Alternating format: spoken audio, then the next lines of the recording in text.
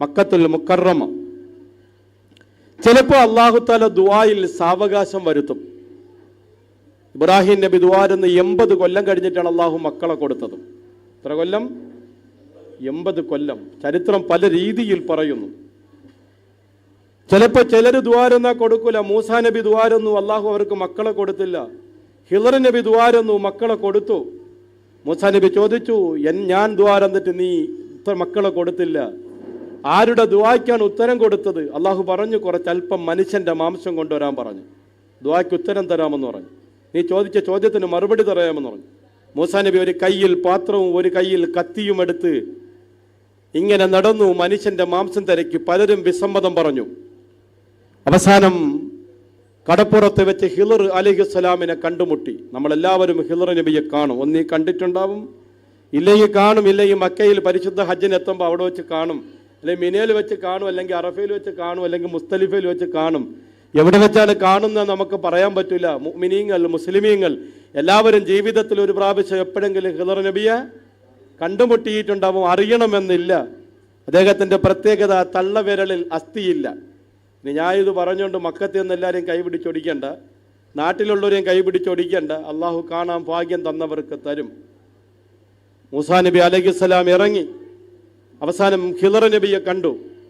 ഹിളർ നബിയുടെ അടുത്ത് ചോദിച്ച് എന്ത് പറ്റിയെന്ന് ചോദിച്ച്. അതൊരു കുടുംബക്കാർ എപ്പോഴും ദ്വാരക്കാൻ വേണ്ടി എൻ്റെ അടുത്ത് പറയും, ഞാൻ ദ്വാരന്നു, അള്ളാഹു അവർക്ക് മക്കളെ കൊടുത്തില്ല. ഇപ്പോൾ ഒരച്ചിൽ പതിച്ച ഒരുപോലത്തെ 3 കുട്ടികൾ മുറ്റത്ത് നിന്ന് കളിക്കുന്നു. എനിക്ക് അത്ഭുതം. ഞാൻ റബ്ബിനോട് ചോദിച്ചപ്പോൾ പറഞ്ഞു, അല്പം മനുഷ്യൻ്റെ മാംസം വേണം, അത് കൊണ്ടുവരണമെങ്കിൽ ഉത്തരം തരാമെന്ന് പറഞ്ഞ് ഞാൻ പലരിടത്തും പോയി തിരക്കി. ആരും തരാൻ വിസമ്മതം പ്രകടിപ്പിച്ചു. ഞാൻ നിങ്ങളെ കണ്ടുമുട്ടി. ഹിളർ നബി പറഞ്ഞു, അള്ളാഹു ചോദിച്ചതാണെങ്കിൽ തരാൻ എനിക്ക് ബുദ്ധിമുട്ടില്ല, പാത്രം എടുക്കാൻ പറഞ്ഞു. കത്തിമ തരാൻ പറഞ്ഞു. പാത്രം മേടിച്ച് തറയിലേക്ക് വെച്ച് കത്തി തൊടയിലേക്ക് വെക്കുമ്പോൾ ആകാശത്ത് നിന്നൊരു അശരീർ, മൂസ, നിന്റെ അടുത്ത് ഞാനിത് ചോദിക്കുമ്പോൾ നിന്റെ ശരീരത്തില്ലായിരുന്ന, നീ തിരക്കി ഇറങ്ങിയല്ലോ, നിന്റെ ശരീരത്തുള്ളത് മനുഷ്യന്റെ ഇറച്ചിയല്ലേ, നീ കണ്ടിക്കാൻ തയ്യാറായ? ഇല്ല. ഞാൻ മനുഷ്യന്റെ മാംസം വേണമെന്ന് പറഞ്ഞപ്പം അത് കണ്ടിക്കാൻ തയ്യാറായ ഹിളർ എൻ്റെ അടുത്ത് ചോദിച്ചാൽ ഞാൻ എങ്ങനെ ഉത്തരം കൊടുക്കാതിരിക്കും? ഹിളറിന് കണ്ടിക്കണ്ട, എനിക്കറിഞ്ഞാൽ മതി, ഞാൻ ചോദിച്ചാൽ തരുമോ എന്നറിയാൻ. അള്ളാഹുവിന് വേണ്ടി സമർപ്പിച്ചവർക്ക് അള്ളാഹു ഉത്തരം തരും. ചിലപ്പോൾ അപ്പം തരും ഉത്തരം. എത്രയോ കാലം കൊണ്ട് ദ്വാരക്കുന്നു. അള്ളാഹു അതിൽ ഖൈർ ഉദ്ദേശിച്ചിട്ടുണ്ടാവും. ഒരു ദ്വായും പാഴി പോവില്ല. നബി സല്ലല്ലാഹു അലൈഹി വസല്ലം തങ്ങൾ പറയുന്നു, ഇനി ദുനിയാവിൽ ഉത്തരം കിട്ടിയില്ലെങ്കിൽ ആഖിറത്തിൽ ഇതിനെല്ലാം ഉത്തരം കിട്ടുമ്പോൾ പറഞ്ഞു പോകുന്നു. മക്കളെ, അവൻ മനുഷ്യന്റെ മാംസം ചോദിച്ചപ്പോൾ തരാൻ തയ്യാറുള്ള ഹിളറിന് സമർപ്പണമാണ്. അള്ളാഹു നമ്മൾ ചോദിച്ചുകൊണ്ടേയിരിക്കുക. എപ്പോഴാണ് സമയം ഒത്തുവരുന്നത് അപ്പോൾ അള്ളാഹു തആല തരും. മക്കയിൽ നമ്മൾ പോകുന്ന 3 കാര്യങ്ങൾക്ക് വേണ്ടിയാണ്. തൗഹീദ്. മക്കയിൽ പോയിട്ട് വന്നിട്ട് അള്ളാഹുവിന് വിശ്വാസത്തിനെതിരായ ഒരു ശിർക്കും ചെയ്യാൻ പാടില്ല. ശിർക്ക് ചെയ്താൽ അവൻ്റെ ഹജ്ജ് മക്ബൂലല്ല. ഇബ്രാഹിം നബി വിളിച്ചു പോയവരിൽ അള്ളാഹു പെടുത്തട്ടെ. ഇത് തൗഹീദ് പഠിക്കാൻ വേണ്ടിയിട്ടാണ്. 1.25 ലക്ഷത്തോളം വരുന്ന പ്രവാചകന്മാരെയും അള്ളാഹു പരിശുദ്ധ മക്കയിലേക്ക് വിളിച്ചു. എല്ലാ പ്രവാചകന്മാരും അവിടെ വന്ന് ചവിട്ടിയ പുണ്യമായ ഭൂമിയാണ്. 2 റിസാലത്ത് പ്രവാചകന്മാരുടെ ദൗത്യം സംസം കിണർ 4500 കൊല്ലമായി ഹാജറ ബീബി അലൈഹിസ്സലാമിനും ഇബ്രാഹിം നബിക്കും ഇസ്മായിൽ നബിക്കും അള്ളാഹു കൊടുത്തത്. 5 നേരത്തെ നിസ്കാരത്തിലും അല്ലാഹുമ്മ സല്ലി അലാ സയ്യിദനാ മുഹമ്മദിൻ എന്ന കുടുംബത്തെ ഓർക്കുന്നുവെങ്കിൽ ഹജ്ജിൻ്റെ ഇബാദത്തിൻ്റെ തുടക്കം മുതൽ ഒടുക്കം വരെയും ഏത് കുടുംബത്തെയാണ് നമ്മൾ ഓർക്കുന്നത്? ഹജ്ജിൻ്റെ ഇബാദത്തിന് ബുദ്ധിപരമായി ഒന്നും പറയാൻ പറ്റൂല. എന്തിനാ ഒരു മുണ്ട് കൊടുത്ത് മോളിലൊരു മുണ്ടുമിടുന്ന നോക്ക്? ഇന്ത്യയിലെ ആദരണീയരായ സന്യാസി സമൂഹം ധരിക്കുന്ന വസ്ത്രമാണ്, പോറ്റിമാർ ധരിക്കുന്ന വസ്ത്രമാണ്. നമ്മളോടത് പറയുന്നു, നിങ്ങളത് ധരിക്കാൻ പറയും, നമ്മളത് ധരിക്കുന്നു. ഇനി അത് എന്തിന് എന്ന് ബുദ്ധിപരമായി ചോദിച്ചാൽ അള്ളാഹു റബ്ബുൽ ഇസ്സത്തിനെ അറിയാവും, നമുക്ക് അറിയില്ല. അവിടെ ചെന്ന് ഹജറുൽ അസ്വദിനെ ഉമർ റളിയല്ലാഹു അൻഹു പറഞ്ഞു, വലഖദ് അലിംതു അന്നക ഹജറുൻ, നീ കല്ലാണെന്ന് എനിക്കറിയാം. ലാ തളുറു വലാ തൻഫഉ, നിനക്ക് ഉപകാരവും ചെയ്യാൻ പറ്റൂല, ഉപദ്രവവും ചെയ്യാൻ പറ്റൂല. ലൗലാ റഅയ്തു റസൂലല്ലാഹി ലഖബ്ബൽതു കമാ ഖബ്ബൽതു, എൻ്റെ നബി തങ്ങൾ നിന്നെ മുത്തിയത് ഞാൻ കണ്ടില്ലായിരുന്നെങ്കിൽ നിന്നെ ഞാൻ മുത്തൂലായിരുന്നു. അള്ളാഹിൻ്റെ റസൂൽ മുത്തി. ആരും മുത്തുന്നു? ജംറയിൽ ചെന്ന് കല്ലെറിയുന്നു. അള്ളാഹിൻ്റെ റസൂൽ എറിയാൻ പറഞ്ഞു, നമ്മൾ എറിയുന്നു. മിനയിൽ ചെന്ന് പച്ചമണ്ണിൽ കിടക്കുന്നു. അള്ളാഹിൻ്റെ റസൂൽ കിടക്കാൻ പറഞ്ഞു, കിടക്കുന്നു. മുസ്തലിഫയിൽ പച്ചമണ്ണിൽ കിടക്കുന്നു, കിടക്കാൻ പറഞ്ഞു, കിടക്കുന്നു. അറഫയിൽ പറഞ്ഞു, നിൽക്കുന്നു, നിൽക്കുന്നു. ഇതിനപ്പുറത്തൊന്നും ബുദ്ധിക്ക് വിവക്ഷിക്കാൻ കഴിയാത്തൊരു ഇബാദത്ത് ശരിക്ക് ഈമാനുള്ളവർക്ക് മാത്രമേ അത് പൂർണ്ണ യക്കീനോടുകൂടി അത് നിർവഹിക്കാൻ പറ്റൂ. 2 പ്രവാചകന്മാരുടെ റിസാലത്തിൻ്റെ ദൗത്യം ഇബ്രാഹിം നബിയുടെ കുടുംബം സഹിച്ച ത്യാഗം, ഇസ്മായിൽ നബി സഹിച്ച ത്യാഗം, അഷ്റഫുൽ ഖൽഖ് മുഹമ്മദുർ റസൂലുള്ളാഹി ആ പരിശുദ്ധ മണ്ണിൽ സഹിച്ച ത്യാഗം, 3 ബഅസ്. ഇനി ഒരു ജീവിതമുണ്ട്. എന്ത് ജീവിതം? നൈമശികമായ നശ്വരമായ കുറഞ്ഞ കാലത്തെ ജീവിതം, കാലാകാലം ജീവിക്കേണ്ട ജീവിതം അല്ലാഹു അത് നമുക്ക് തന്ന് അനുഗ്രഹിക്കുമാറാകട്ടെ. പ്രിയപ്പെട്ടവരെ, ആ ജീവിതം നമ്മളെ ബോധ്യപ്പെടുത്താൻ വേണ്ടിയിട്ട് ഹജ്ജ് ചെയ്തു വന്ന്, ഉംറ ചെയ്തു വന്ന്, ഇനിയും ദീർഘമായ കാലം ജീവിച്ച് മുഅ്മിനായി മുഅ്മിനത്തായി മരിക്കാൻ അല്ലാഹു തൗഫീഖ് തരുമാറാകട്ടെ. മക്കയിലേക്ക് പോകുന്ന ഓരോ ഹാജിമാരും ഇൻഷാ അല്ലാഹ് ഈ ക്ലാസ്സിന് പങ്കെടുക്കുന്ന എല്ലാവരും പോവും. അപ്പം അല്ലെങ്കിൽ ഇന്നല്ലെങ്കിൽ നാളെ പോവും. ഏറ്റവും കൂടുതൽ ഹജ്ജിൻ്റെ ക്ലാസ് നടക്കുന്ന ഒരു സ്ഥലമാണ് ഇപ്പോഴും. ഉംറയുടെയും ഹജ്ജിൻ്റെയും ഒക്കെ ക്ലാസ് എപ്പോഴും നിരന്തരം അള്ളാഹുവിൻ്റെ വലിയ തൗഫീഖാണ്. അത് ഈ മണ്ണിന് തന്നെ ഒരു പ്രത്യേകതയുണ്ട്. ഈ കാണുന്നതിൻ്റെ മുഖ്യമായ പങ്കും ഹാജിമാരിൽ വലിയൊരു വിഭാഗത്തിൻ്റെ സഹായമാണ്. ഈ കാണുന്ന സഹായങ്ങൾ തന്നെ ഹാജിമാരും ഉംറക്കാരുമായ ആളുകളുടെയൊക്കെ കെട്ടിടങ്ങളൊക്കെ കാണുന്ന വലിയൊരു സഹായമാണ്. അൽഹംദുലില്ലാ. നമ്മുടെ മനസ്സിൻ്റെ ആഗ്രഹം ഏത് പ്രായക്കാർക്കും എപ്പോഴും ഇവിടെ വന്ന് പഠിക്കാൻ, പുരുഷന്മാർക്കും എല്ലാവരിലേക്കും ഈ പരിശുദ്ധ ഇസ്ലാം എത്തണം. എല്ലാവരിലേക്കും. ഇപ്പോൾ ദറസുണ്ട്, അവിടെ മുത്താലിമ്യങ്ങൾ പോയി പഠിക്കും. അറബി കോളേജുണ്ട്, അവിടെ ആലിമ്യങ്ങൾ പോയി പഠിക്കും. ഹിഫ്ളുണ്ട്, അവിടെ പോയി ഹിഫ്ളാക്കാൻ വേണ്ടി കുട്ടികൾ പഠിക്കും. വലിയൊരു വിഭാഗം 90% ആളുകൾക്ക് ഒന്നും അറിഞ്ഞൂടാത്ത ആളുകളുണ്ട്. അവരിലേക്ക് അറിവെന്ത് ചെയ്യണം? സ്പ്ലിറ്റ് ചെയ്യണം. പാവപ്പെട്ടവർക്ക് ഒരു നേരത്തെ ഭക്ഷണമെങ്കിലും ഇവിടെ നിന്ന് കൊടുത്ത് പഠിപ്പിക്കണം. അതാണ് നമ്മളെ മനസ്സിൻ്റെ ആഗ്രഹം. ഒരു നേരത്തെ ഭക്ഷണമെങ്കിലും ഇവിടെ നിന്ന് കൊടുത്ത് ഇൻഷാ അല്ലാഹ് എല്ലാവരിലേക്കും ഈ അറിവെത്തത്തക്ക ത്യാഗ സമ്പൂർണ്ണമായി സമർപ്പിക്കപ്പെടുന്ന ഒരു ജീവിതം, ഇത് നമ്മളെ പരലോകത്തിൻ്റെ വെളിച്ചത്തിനൊരു കാരണമാക്കണം. അൽഹംദുലില്ലാഹ് ഇപ്പം 40-45ഓളം പെൺകുട്ടികൾ, ഈ 45 കുട്ടിയല്ല, 45 കുടുംബമാണ്. സംശയമുണ്ടോ? 45 കുടുംബമാണ്, 45 കുട്ടികളല്ല. ആ 45 കുടുംബത്തിൽ നിന്നുണ്ടാവുന്ന വലിയൊരു പരമ്പര. നീ ഹാജിമാരും ഹാജിമ്മമാരും എല്ലാം അവിടെ ചെല്ലുമ്പം മുഅ്മിനീങ്ങളും മുഅ്മിനത്തുകളും എല്ലാം നിങ്ങളുടെ പ്രാർത്ഥനകളിലെല്ലാം ഈ മദ്രസയെ ഓർക്കുകയും ദുആ ചെയ്യുകയും ഒക്കെ ചെയ്യണം. അല്ലാഹു തആല കബൂലാക്കുമാറാകട്ടെ. മക്കയിൽ ദുആക്ക് ഇജാബത്ത് കിട്ടുന്ന ഒന്നാമത്തെ സ്ഥലം ഹസൻ ബസരി റളിയല്ലാഹു അൻഹു മക്കക്കാർക്ക് എഴുതി, 1 ഹജറുൽ അസ്വദ് ഇരിക്കുന്ന മൂല. നിങ്ങൾ നോക്കിക്കോളി, ഹജറുൽ അസ്വദ് വലിയ അത്ഭുതകരമായൊരു കല്ലാണ്. മക്കത്ത് പോകുമ്പോൾ നമ്മൾ ആഗ്രഹം ഏതാണ്? നമ്മളെപ്പോഴും ദുആ ചെയ്യുന്ന, അല്ലാഹുവേ ഹജറുൽ അസ്വദ് മുത്താനുള്ള തൗഫീഖ് തരണേ. ഉംറയ്ക്ക് പോകുന്നവർക്ക് ആ ഭാഗ്യം അടഞ്ഞു കഴിഞ്ഞു. ഇനി അങ്ങനെ ഒരു ഭാഗ്യം ആർക്കില്ല? ഉംറയ്ക്ക് പോകുന്നവരിൽ ആരോഗ്യമുള്ള ചെറുപ്പക്കാരായ ആളുകളല്ലാത്തവർക്കില്ല. കാരണം ഒരു സമയത്തിന് 20 ലക്ഷം 25 ലക്ഷം ആളുകൾ ഉംറയ്ക്ക് അവിടെ ഇപ്പോൾ എപ്പോഴും ഉണ്ട്. പരിശുദ്ധ റമദാന് തൊട്ട് മുമ്പ് ഞാൻ ആ പുണ്യഭൂമിയിൽ ഉണ്ടായിരുന്നു. റമദാൻ 2-3 ദിവസങ്ങൾക്ക് മുമ്പാണ് ഞാൻ വന്നത്. ഈ 6-ാം തീയതി, കഴിഞ്ഞ 6-ാം തീയതി, ഈ മാസത്തിൻ്റെ 6-ാം തീയതി ഒരു ഗ്രൂപ്പ് പോകാൻ വേണ്ടി നിന്നതാണ്. ഇപ്പോൾ അവിടുത്തെ ബുദ്ധിമുട്ടുകളും കാര്യങ്ങളും, വിസ അടിക്കുന്ന ബുദ്ധിമുട്ടുകളൊക്കെ നിങ്ങൾ കേൾക്കുന്നുണ്ടല്ലോ. ഈ ബുദ്ധിമുട്ടിൽ നമ്മൾ ആളുകളെ കൊണ്ടുപോയി കഴിഞ്ഞാൽ അവർ തിരിച്ച് തിരുവനന്തപുരത്ത് എയർപോർട്ടിൽ ഇറങ്ങിയിട്ട് പള്ളു പറഞ്ഞിട്ടേ പോവുള്ളൂ. ഈ ത്യാഗവും ബുദ്ധിമുട്ടൊന്നും എല്ലാവർക്കും സഹിക്കാനും എല്ലാവർക്കും ഒന്നും കഴിയൂല. അപ്പം ആ ടിക്കറ്റ് തന്നെ അങ്ങ് ക്യാൻസലാക്കി. ഇനി ഇൻഷാ അല്ലാഹ് പെരുന്നാൾ കഴിഞ്ഞാൽ ഉടനെ യാത്രാ സംഘം പുറപ്പെടുന്നുണ്ട്. വലിയൊരു സംഘം ഉണ്ടാവും. അള്ളാഹു ആ യാത്ര അതിലുള്ള കുറച്ച് ആളുകളൊക്കെ ഇവിടെ വന്നിട്ടുണ്ട്. അള്ളാഹു കബൂലാക്കുമാറാകട്ടെ. സന്തോഷമായി പോയി ചെയ്തു വരാനുള്ള തൗഫീഖ് അള്ളാഹു നൽകുമാറാകട്ടെ. പ്രിയപ്പെട്ട സഹോദരിമാരെ, പ്രിയപ്പെട്ട ഉമ്മമാരെ, ഹജറുൽ അസ്വദ് ഇരിക്കുന്ന മൂല കണ്ടല്ലോ. ബഹുമാനപ്പെട്ട ആദം നബി അലൈഹിസ്സലാം സ്വർഗത്തിൽ നിന്ന് വന്നപ്പോൾ ഒരു കല്ല്, ഒരു വടിയും കൊണ്ടുവന്നായിരുന്നു. ആ വടി ഇങ്ങനെ തലമുറ കൈമാറി മൂസാ നബി വരെ വന്നു. ഇപ്പം എറണാകുളത്തൊരു വലിയ തട്ടിപ്പുകാരൻ വന്നായിരുന്നു, മോൻസൻ. കേട്ടായിരുന്നു ഞങ്ങൾ? മോൻസന്റെ മ്യൂസിയത്തിലെല്ലാം ഉണ്ട്. മൂസാ നബിയുടെ വടിയും ഉണ്ടെന്നാണ് പറയണം. അങ്ങനെ എറണാകുളത്തുള്ളൊരു ഹാജിയാർ ഈ വടിക്ക് വില പറഞ്ഞു. മൂസാ നബിയുടെ വടിക്ക് 2.5 കോടി രൂപയാണ് വടിക്ക് വില പറഞ്ഞത്. 2.5 കോടി രൂപ മോൻസന് കൊടുത്ത് വടി മേടിക്കുന്നതിന് മുമ്പ് മോൻസനെ അറസ്റ്റ് ചെയ്തു. താടി ഇത്രയുണ്ട്. ഞാൻ അങ്ങനെ കുറ്റം പറയണമല്ല, പക്ഷെ എന്തുകൊണ്ട് ഇതൊക്കെ പറയുന്ന ആളുകൾക്ക് ഇങ്ങനെ അബദ്ധം പറ്റുന്നു? മൂസാ നബിയുടെ വടി എങ്ങോട്ട് പോയെന്ന് ഖുർആൻ പറയുന്നു, ഹദീസ് പറയുന്നു, ചരിത്രം പറയുന്നു. അപ്പോൾ വലിയ വലിയ ആളുകൾ പോലും അബദ്ധത്തിൽ പോയി ചാടുമ്പോൾ നമ്മൾ അബദ്ധത്തിൽ പോയി ചാടാതെ എന്ത് ചെയ്യണം? നമ്മൾ സൂക്ഷിക്കണം. അള്ളാഹു കാക്കുമാറാകട്ടെ. അവിടെ അതുണ്ട്, ഇവിടെ ഇതുണ്ട്, അവിടെ നുള്ളിയെടുക്കുന്നു, ഇവിടെ നുള്ളിയെടുക്കുന്നു, അവിടെ മറ്റത്, ഇവിടെ മറിച്ചത്. രോഗം വന്നാൽ ചികിത്സിക്കണം, മന്ത്രിക്കേണ്ടി വന്നാൽ മന്ത്രിക്കണം. ഏതാണോ ആവശ്യമുള്ളത് അത് ചെയ്യണം. അത് അള്ളാഹു അനുവദിച്ചത്, റസൂൽ അനുവദിച്ചത്, അതിനപ്പുറത്തുള്ള ഒന്നിലേക്കും എന്ത് ചെയ്യരുത്? അത്ഭുതങ്ങളുടെ പിന്നാലെ ഒന്നും നമ്മൾ പോകരുത്.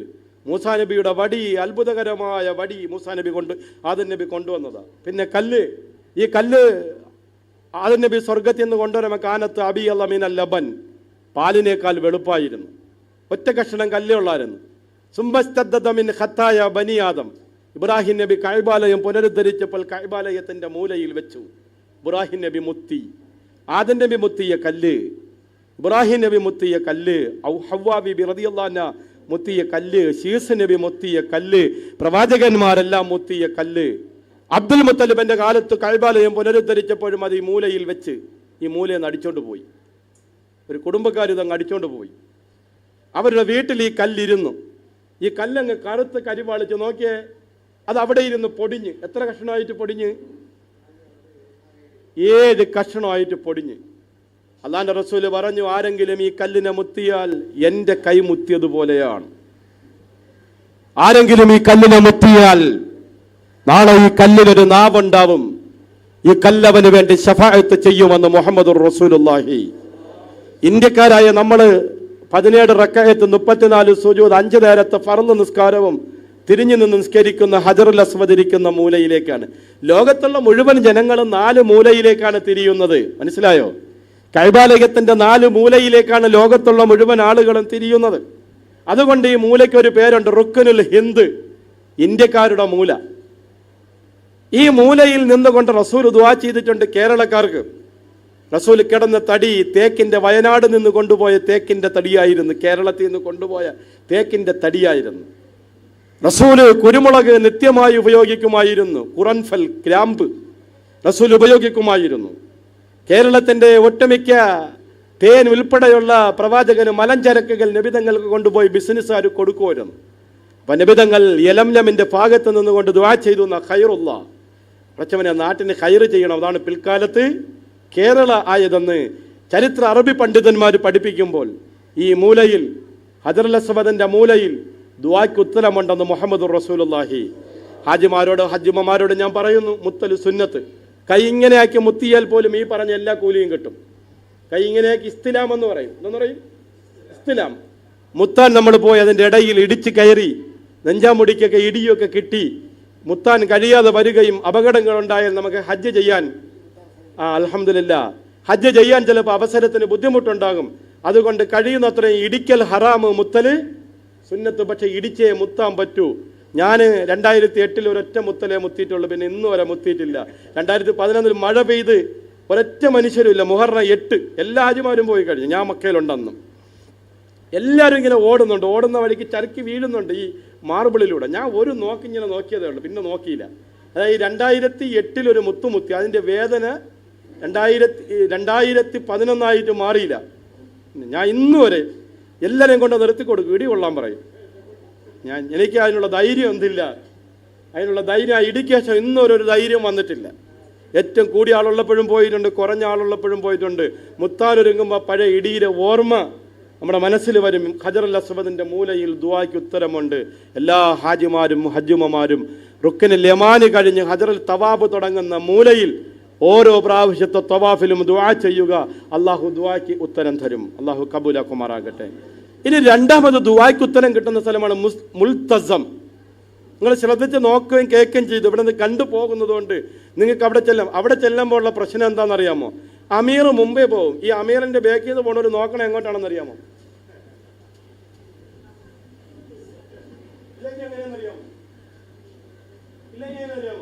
ഇങ്ങനെ പോകും. അമീർ അവിടെ ചെല്ലാൻ പോകണ്ട്, അമീറിന്റെ പിറകെ ആള് ഈ വായു നോക്കി ഇങ്ങനെ എല്ലാം എന്ത് ചെയ്യും? വേറെ ഏതെങ്കിലും ഇതേപോലത്തെ ഷാള് കാണും, അതിന്റെ കൂടെ ചെല്ലും. അവിടെ ചെന്ന് നോക്കുമ്പോൾ സുബൈദാത്തായെ കാണാനില്ല, ആരിഫാത്തായെ കാണാനില്ല, സലീം മുസ്ലിയാരെ കാണാനില്ല, ആരെയും കാണാനില്ല. അല്ലോ ഇത് പാകിസ്ഥാനികളാണല്ലോ. പിന്നെ അവിടെ കിടന്ന് നെഞ്ചിലടിയായി വിളിയായി. ഈ തെറ്റിപ്പോണ എല്ലാം ഇങ്ങനെ നോക്കി പോണതാണ്, വടക്കോട്ട് നോക്കി പോണതാണ്.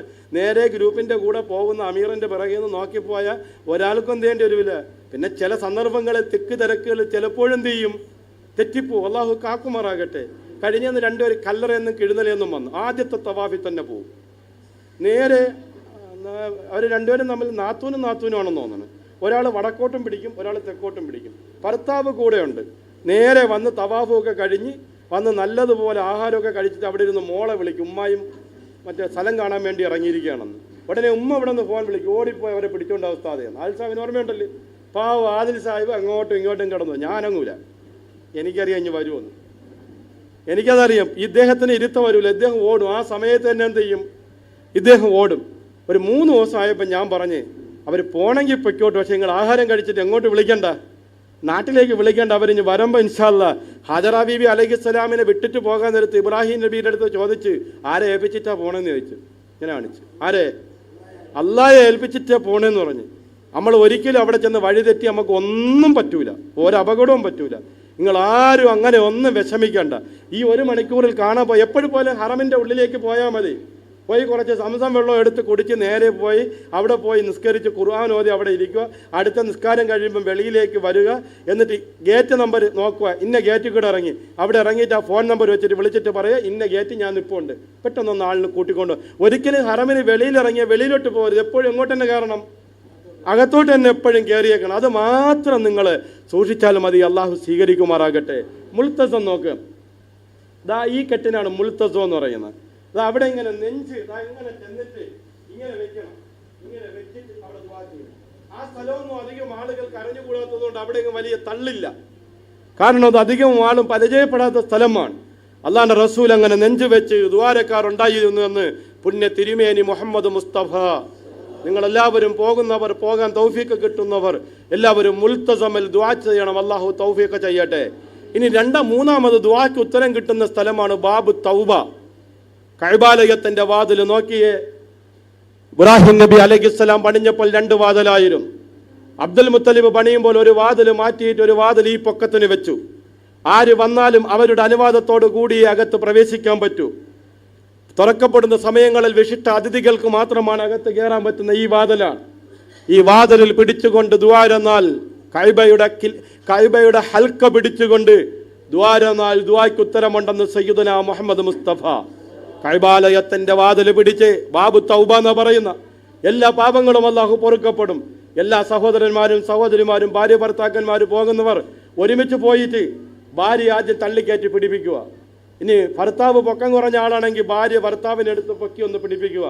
അങ്ങനെ കുറച്ച് പേര് ഒരുമിച്ച് പോയി കഴിഞ്ഞാൽ വാതിൽ പിടിച്ച് ദ്വാരെന്ന് വരാം. ഒരു രാത്രി 10 മണിയൊക്കെ കഴിഞ്ഞ് പോയാൽ നമുക്ക് ഇൻഷാ അല്ലാ വാതിൽ പിടിക്കാൻ കഴിയും. അല്ലാഹു തൗഫീഖ് ചെയ്യട്ടെ. ഇനി ദുആയ്ക്ക് ഉത്തരം കിട്ടുന്ന സ്ഥലമാണ് ഹിജർ ഇസ്മായിൽ. നോക്ക്, അബ്ദുൽ മുത്തലിബ് കഅബാലയം പുനരുദ്ധരിക്കുമ്പോൾ ഹലാലായ പൈസ കൊണ്ട് കഅബാലയം പണിയോളെന്ന് പറഞ്ഞു. കള്ളുകൂടിയൻ്റെ പൈസ വേണ്ട, പലിശക്കാരൻ്റെ പൈസ വേണ്ട, അങ്ങനെയൊന്നുള്ള ഒരു പൈസയും വേണ്ട. അങ്ങനെയുണ്ട് മൊത്തത്തിൽ കെട്ടി നോക്കുമ്പോൾ ഹലാലായ പൈസ തികയുന്നില്ല. ഇത്രയും സ്ഥലം ബാക്കിയിട്ട് ഇവിടെയാണ് ഹാജറ ബീവി അലൈഹി ഇസ്ലാം ഇസ്മായിൽ നബിയെ കിടത്തിയിട്ട് പോയത്. അതുകൊണ്ടാണ് ഈ സ്ഥലത്തിന് ഹിജർ ഇസ്മായിൽ എന്ന് പേര് കിട്ടിയത്.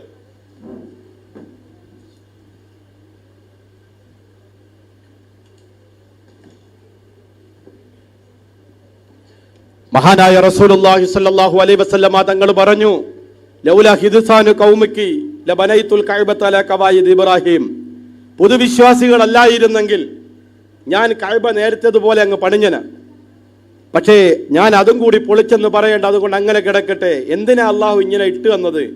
ഈ മുഹമ്മദിയ ഉമ്മത്തിനോട് അള്ളാഹു കാണിച്ച കരുണയാണ്, അള്ളാഹു കാണിച്ച കാരുണ്യം, അഷ്റഫുൽ ഖൽക്ക് കാണിച്ച സ്നേഹം, അഷ്റഫുൽ ഖൽക്ക് കാണിച്ച വാത്സല്യം. നമ്മളെല്ലാവരും യൂസുഫ് അലിമാരല്ലല്ലോ, ആണോ?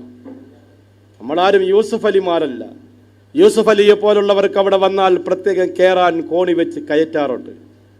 ഇത് കഅബയുടെ ഉള്ളിൽപ്പെട്ടതാണ്. ഇതും കൂടി ചേർത്താണ് തവാഫ് ചെയ്യുന്നത്. ഇതിനകത്ത് 2 റക്അത്ത് നിസ്കരിച്ചാൽ കഅബയിൽ നിസ്കരിച്ചതുപോലെയാണ്. ഇതിനകത്ത് ദുആയ്ക്ക് ഉത്തരമുണ്ടെന്ന് മുഹമ്മദ് മുസ്തഫ. എൻ്റെ സഹോദരിമാര്, ഉമ്മമാര്, പെങ്ങന്മാര്, എൻ്റെ ഹാജിമാര് എല്ലാവരും സമയം പലപ്പോഴും ക്യൂ ആണ്. ഹിജർ ഇസ്മായിൽ റമദാന് തൊട്ട് മുമ്പ് ക്യൂ ആയിരുന്നു. നേരത്തെ ക്യൂ ഇല്ലായിരുന്നു. അപ്പോൾ അവിടെയും ക്യൂ ആയിട്ടുണ്ട്. ക്യൂ നിന്ന് സഹോദരിമാർക്ക് ഒരു സമയം, പുരുഷന്മാർക്ക് ഒരു സമയം, കഴിയുന്നത്ര ആളുകൾ ഹിജർ ഇസ്മായിൽ നിസ്കരിക്കണം. നിസ്കരിക്കൂലേ? ഇൻഷാ അല്ലാഹ് അല്ലാഹു തൗഫീഖ് ചെയ്യട്ടെ. ഇനി ദുആയ്ക്ക് ഉത്തരം കിട്ടുന്ന സ്ഥലമാണ് സംസം കിണർ. ആദ്യ സംസം നോക്കിയേ, ചിത്രം ലഭിക്കുന്ന ഒരു കാലത്തുള്ളൊരു സംസം നോക്കിയേ.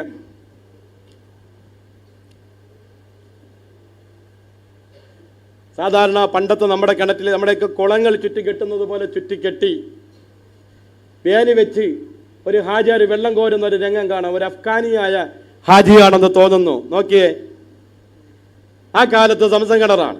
കോരി തൊട്ടിയും കയറും ഒക്കെ ഇട്ട് കോരി ഒതുവെടുത്തവർ ഇന്നും ജീവിച്ചിരിക്കുന്നുണ്ട്. സംസം കിണറ്റിൽ നിന്ന് തൊട്ടിയും കയറും കെട്ടി വെള്ളം കോരി എടുത്തവർ ഇന്നും നമ്മുടെ നാടുകളിലുണ്ട്. അടുത്ത സമയത്താണ് ഈ മാറ്റങ്ങളെല്ലാം വന്നത്. അതിനുശേഷമുള്ള സംസം കിണർ നോക്കിയേ, അതിനുശേഷം ഇങ്ങനെ മത്താവിൻ്റെ അടിയിലേക്ക് ഇങ്ങനെ ഇറങ്ങിപ്പോകാമായിരുന്നു. ക്ലാസ് ഇട്ടിട്ടുണ്ടായിരുന്നു. അപ്പോഴും കോരുകയും എടുക്കുകയും കാണുകയൊക്കെ ചെയ്യാമായിരുന്നു. ഇപ്പോഴത്തെ സംസം നോക്കിയേ, നിവർത്തി കഴിഞ്ഞു. നോക്കിയേ, ഞാൻ പറഞ്ഞുതരാം. ഇപ്പം നമുക്ക് ഈ സംസം അറിയാം. നോക്കിയേ, ഇപ്പോഴത്തെ സംസം കിണറാണ്. അത്ഭുതകരമായ ഒഴുക്കാണ് കാണുന്നത്. ഒരു സെക്കൻഡിൽ 8000 ലിറ്റർ വെള്ളം പമ്പ് ചെയ്യുന്നുണ്ട്. എത്ര? ഒരു സെക്കൻഡിൽ 8000 ലിറ്റർ വെള്ളമാണ് സംസം കിണറ്റിൽ നിന്ന് പമ്പ് ചെയ്യുന്നത്. എത്ര? 8000 ലിറ്റർ വെള്ളമാണ്. എങ്കിലല്ലേ ഇത്രയും കൊടുത്തെത്തിക്കാൻ പറ്റൂ. ഇങ്ങനെ 2 മോട്ടർ, വലിയ ഫുൾ പവറുള്ള 2 മോട്ടർ 24 മണിക്കൂറും പമ്പ് ചെയ്തുകൊണ്ടിരിക്കുകയാണ്. ഈ റബീഉൽ അവ്വൽ വരെ ആയപ്പോൾ ഈ കൊല്ലം 2.5 കോടി ആളുകൾ ഉംറ ചെയ്തു. എത്ര? അതിനുശേഷം ഇപ്പോൾ റമദാനായപ്പോൾ 2.5 കോടി ആളുകളായിട്ടുണ്ടാവും. ഹജ്ജിന് 30 ലക്ഷം ആളുകൾ. ഈ മുഴുവൻ ആളുകളും കുടിക്കുകയും ഉപയോഗിക്കുകയും ചെയ്യുന്നത് സംസം കിണറ്റിലെ വെള്ളം എന്ന് മാത്രമല്ല, ഓരോ ഹാജിമാരും നാട്ടിൽ 5 ലിറ്റർ വെള്ളം കൊണ്ടുപോകുന്നു. മാത്രമല്ല, മക്കയിലും മദീനയിലും ഉള്ളവർക്ക് നമ്മുടെ റേഷൻ കടകൾ പോലെ അവർക്ക് ഓരോ ആഴ്ചകളിലും സംസം റേഷനായി കൊടുക്കുന്നു. മദീനയിലും ഉപയോഗിക്കുന്നത് സംസമാണ്. ഹൗദുൽ കൗസറിലെ വെള്ളത്തിലേക്കാൾ സംസം വെള്ളത്തിന് ശ്രേഷ്ഠതയുണ്ടെന്ന് മുഹമ്മദ് മുസ്തഫ. സംസം വെള്ളത്തിന്റെ ശ്രേഷ്ഠത കഴിഞ്ഞിട്ടാണ് ഹൗദുൽ കൗസറിലെ വെള്ളത്തിന്റെ ശ്രേഷ്ഠത. മാഉ സംസമു ലിമാ ശുരിബ. സംസം വെള്ളം എന്ത് നെയ്യത്തിൽ കുടിച്ചോ ആ നെയ്യത്ത് അല്ലാഹു അങ്ങനെ തന്നെ നടത്തി തരുമെന്ന് മുഹമ്മദ് മുസ്തഫ. പ്രിയപ്പെട്ട സഹോദരിമാരെ, പ്രിയപ്പെട്ട ഉമ്മമാരെ, ഏറ്റവും ശ്രേഷ്ഠമായ വെള്ളം റസൂലുള്ളാഹിയുടെ തൃക്കരങ്ങളിലൂടെ ഒഴുകി വന്ന പ്രിയപ്പെട്ടവരെ, ഹുദൈബയിലെ കിണറ്റിലെ വെള്ളമാണ്, ബൈഅത്തുൽ റിദ്വാനിലെ വെള്ളമാണ്. ഇന്ന് ആ വെള്ളം കിട്ടാനില്ല. അത് കഴിഞ്ഞാൽ പിന്നെ ഏറ്റവും ശ്രേഷ്ഠമായ വെള്ളം സംസം വെള്ളമാണ്. അത് കഴിഞ്ഞാലാണ് ഹൗദുൽ കൗസറിലെ വെള്ളം. അഷ്റഫുൽ ഖൽഖായ നബി തങ്ങൾ ദുആ ചെയ്യുന്നത്, അല്ലാഹുവേ, ഈ സംസമിന്റെ ബറക്കത്ത് കൊണ്ട് ഞാൻ എല്ലാവരെയും കുടിപ്പിക്കുമ്പോൾ എൻ്റെ കൈ കൊണ്ട് എനിക്ക് ഹൗദുൽ കൗസർ കുടിക്കാൻ തൗഫീഖ് താ അല്ലാ. ഏതിൻ്റെ ബറക്കത്തുകൊണ്ട്? സംസമിൻ്റെ ബറക്കത്തുകൊണ്ട്. ഇങ്ങനെയാണ് ദുആ ചെയ്തതെങ്കിൽ ഈ കിണറിനടുത്ത് ദുആയ്ക്ക് ഉത്തരവുണ്ട്. ഈ കിണർ ഇപ്പം നമുക്ക് എങ്ങനെ കണ്ടുപിടിക്കാമെന്ന് നോക്കാം. നോക്കിയേ, കഅബയുടെ വാതിലിൽ നോക്കിയേ. കഅബയുടെ വാതിലിൽ നിന്ന് 21 മീറ്റർ ബേക്കിലേക്ക് വരുമ്പോൾ ചെറിയൊരു മാർബിൾ ലക്ഷണം ഇട്ടിട്ടുണ്ട്. നോക്കിയേ, ഇവിടെ ആയിട്ടാണ്. അതൊന്ന് കാണിച്ചെടുത്ത്. അവിടെ ആയിട്ടാണ്. അവിടെ ഇങ്ങനെ ചെറിയൊരു മാർബിൾ ലക്ഷണം ഇട്ടിട്ടുണ്ട്. ചവിട്ടിയാൽ ഇങ്ങനെ കിടുകിട കേൾക്കാം. ആ പോകുന്ന പോക്കിൽ അവിടെ എത്തുമ്പോൾ ദുആ ചെയ്യുക, അല്ലാഹു തൗഫീഖ് ചെയ്യട്ടെ. ഇനി ദുആയ്ക്ക് ഉത്തരം കിട്ടുന്ന സ്ഥലമാണ് മഖാം ഇബ്രാഹിം. ഈ ക്ലാസിന്റെ തുടക്കം മുതലേ ഓതിക്കൊണ്ടിരിക്കുന്ന ഒരു ആയത്താണ്. ഫീഹി ആയാത്തും ബയ്യിനാത്തും മഖാം ഇബ്രാഹിം വമൻ ദഖലഹു കാന ആമിന വലില്ലാഹി അലന്നാസി ഹജ്ജുൽ ബൈത്തി മൻ ഇസ്തതാഅ ഇലൈഹി സബീല. ഇബ്രാഹിം നബി അലൈഹിസ്സലാം ഒരു കല്ലിൽ നിന്ന് ചവിട്ടി കഅബാലയം പണിഞ്ഞു. ആ പാറയിൽ 2 കാൽപാദങ്ങളും പതിഞ്ഞു. ആ കല്ലൊന്ന് വെളിയിലേക്ക് എടുത്ത് നോക്കിയേ, ഇബ്രാഹിം നബിയുടെ കാൽപാദം പതിഞ്ഞ കല്ലാണ്. ഒരു മനുഷ്യന്റെ വലതാണോ ഭാരം കൂടുതൽ, ഇടതാണോ? ഇവിടെ എവിടെ? വലതാണോ ഇടതാണോ? ഇവിടെ സംശയമാണോ? വലതാണ് ഭാരം കൂടുതൽ. അതുകൊണ്ട് ഈ കല്ലിൽ കൂടുതൽ പതിഞ്ഞിരിക്കുന്നത് വലതാണ്. ഈ മഖാം ഇബ്രാഹിമിൽ തൊടുകയോ മുത്തുകയോ ഒന്നും ചെയ്യൽ സുന്നത്തില്ല. അത് കാണൽ മാത്രമാണ് സുന്നത്തുള്ളത്. അല്ലാഹു തആല അവിടെ എത്താനും ആ ക്ലാസ്സിലൂടെ അതൊന്ന് നോക്ക്. 4000 കൊല്ലങ്ങൾക്ക് മുമ്പ് ഇബ്രാഹിം നബിയുടെ കാൽപാദം പതിഞ്ഞ കല്ല്, അതൊന്ന് കാണാൻ അല്ലാഹു തൗഫീഖ് തരട്ടെ. ഇനി മക്കയിൽ ദുആക്ക് ഇജാബത്തുള്ള സ്ഥലമാണ് ജന്നത്തുൽ മുഅല്ല. ഖദീജ റളിയല്ലാഹു അൻഹയുടെ ഖബർ. ഏറ്റവും കൂടുതൽ ദുആക്ക് ഇജാബത്ത് കിട്ടുന്ന റസൂൽ പൊട്ടിക്കരഞ്ഞ സ്ഥലമാണ്. ഞാൻ ആ ചരിത്രത്തിലേക്കൊന്നും കടക്കുന്നില്ല. അതിശക്തമായ ചൂട് കാരണം അസറിന് ബാങ്ക് കേൾക്കുമ്പോൾ തന്നെ ഇൻഷാ അല്ലാഹ് ഈ ക്ലാസ് നമുക്ക് അവസാനിപ്പിക്കേണ്ടതുണ്ട്. അതിനു മുമ്പ് മദീന കൂടി അല്പം പറയണം, ഹജ്ജ് പറയണം. ഞാൻ അതുകൊണ്ട് വളരെ സ്പീഡിൽ തന്നെ സഞ്ചരിച്ചു പോവുകയാണ്. റസൂലുള്ളാഹിയുടെ പ്രിയപ്പെട്ട ഭാര്യ ഖദീജത്തുൽ കുബ്ര റളിയല്ലാഹു അൻഹയും റസൂലുള്ളാഹിയുടെ പൊന്നുമോൻ ഖാസിമിന്റെ ഖബറുമാണ് ഈ കാണുന്നത്. ഒരുപാട് സഹാബാക്കൾ ഇവിടെ അന്ത്യവിശ്രമം കൊള്ളുന്നുണ്ട്. അല്ലാഹുവിന്റെ റസൂല് എപ്പോഴും പോയി ദ്വാരക്കാരുണ്ടായിരുന്ന നബിതങ്ങൾ പൊട്ടിക്കരഞ്ഞ, ജനാസയുടെ മുമ്പിൽ പൊട്ടിക്കരഞ്ഞ, നബിതങ്ങളുടെ കരം കൊണ്ട് അടക്കിയ പ്രിയപ്പെട്ട ഖദീജത്തുൽ കുബ്ര റളിയല്ലാഹുവിന്റെ ഖബറാണ്. അവിടെ എല്ലാവരും പോവുകയും സിയാറത്ത് ചെയ്യുകയും ദുആ ചെയ്യുകയും ഉമ്മ ഖദീജ ബീബി റളിയല്ലാഹു അൻഹയ്ക്ക് സലാം പറയുകയും ചെയ്യുക.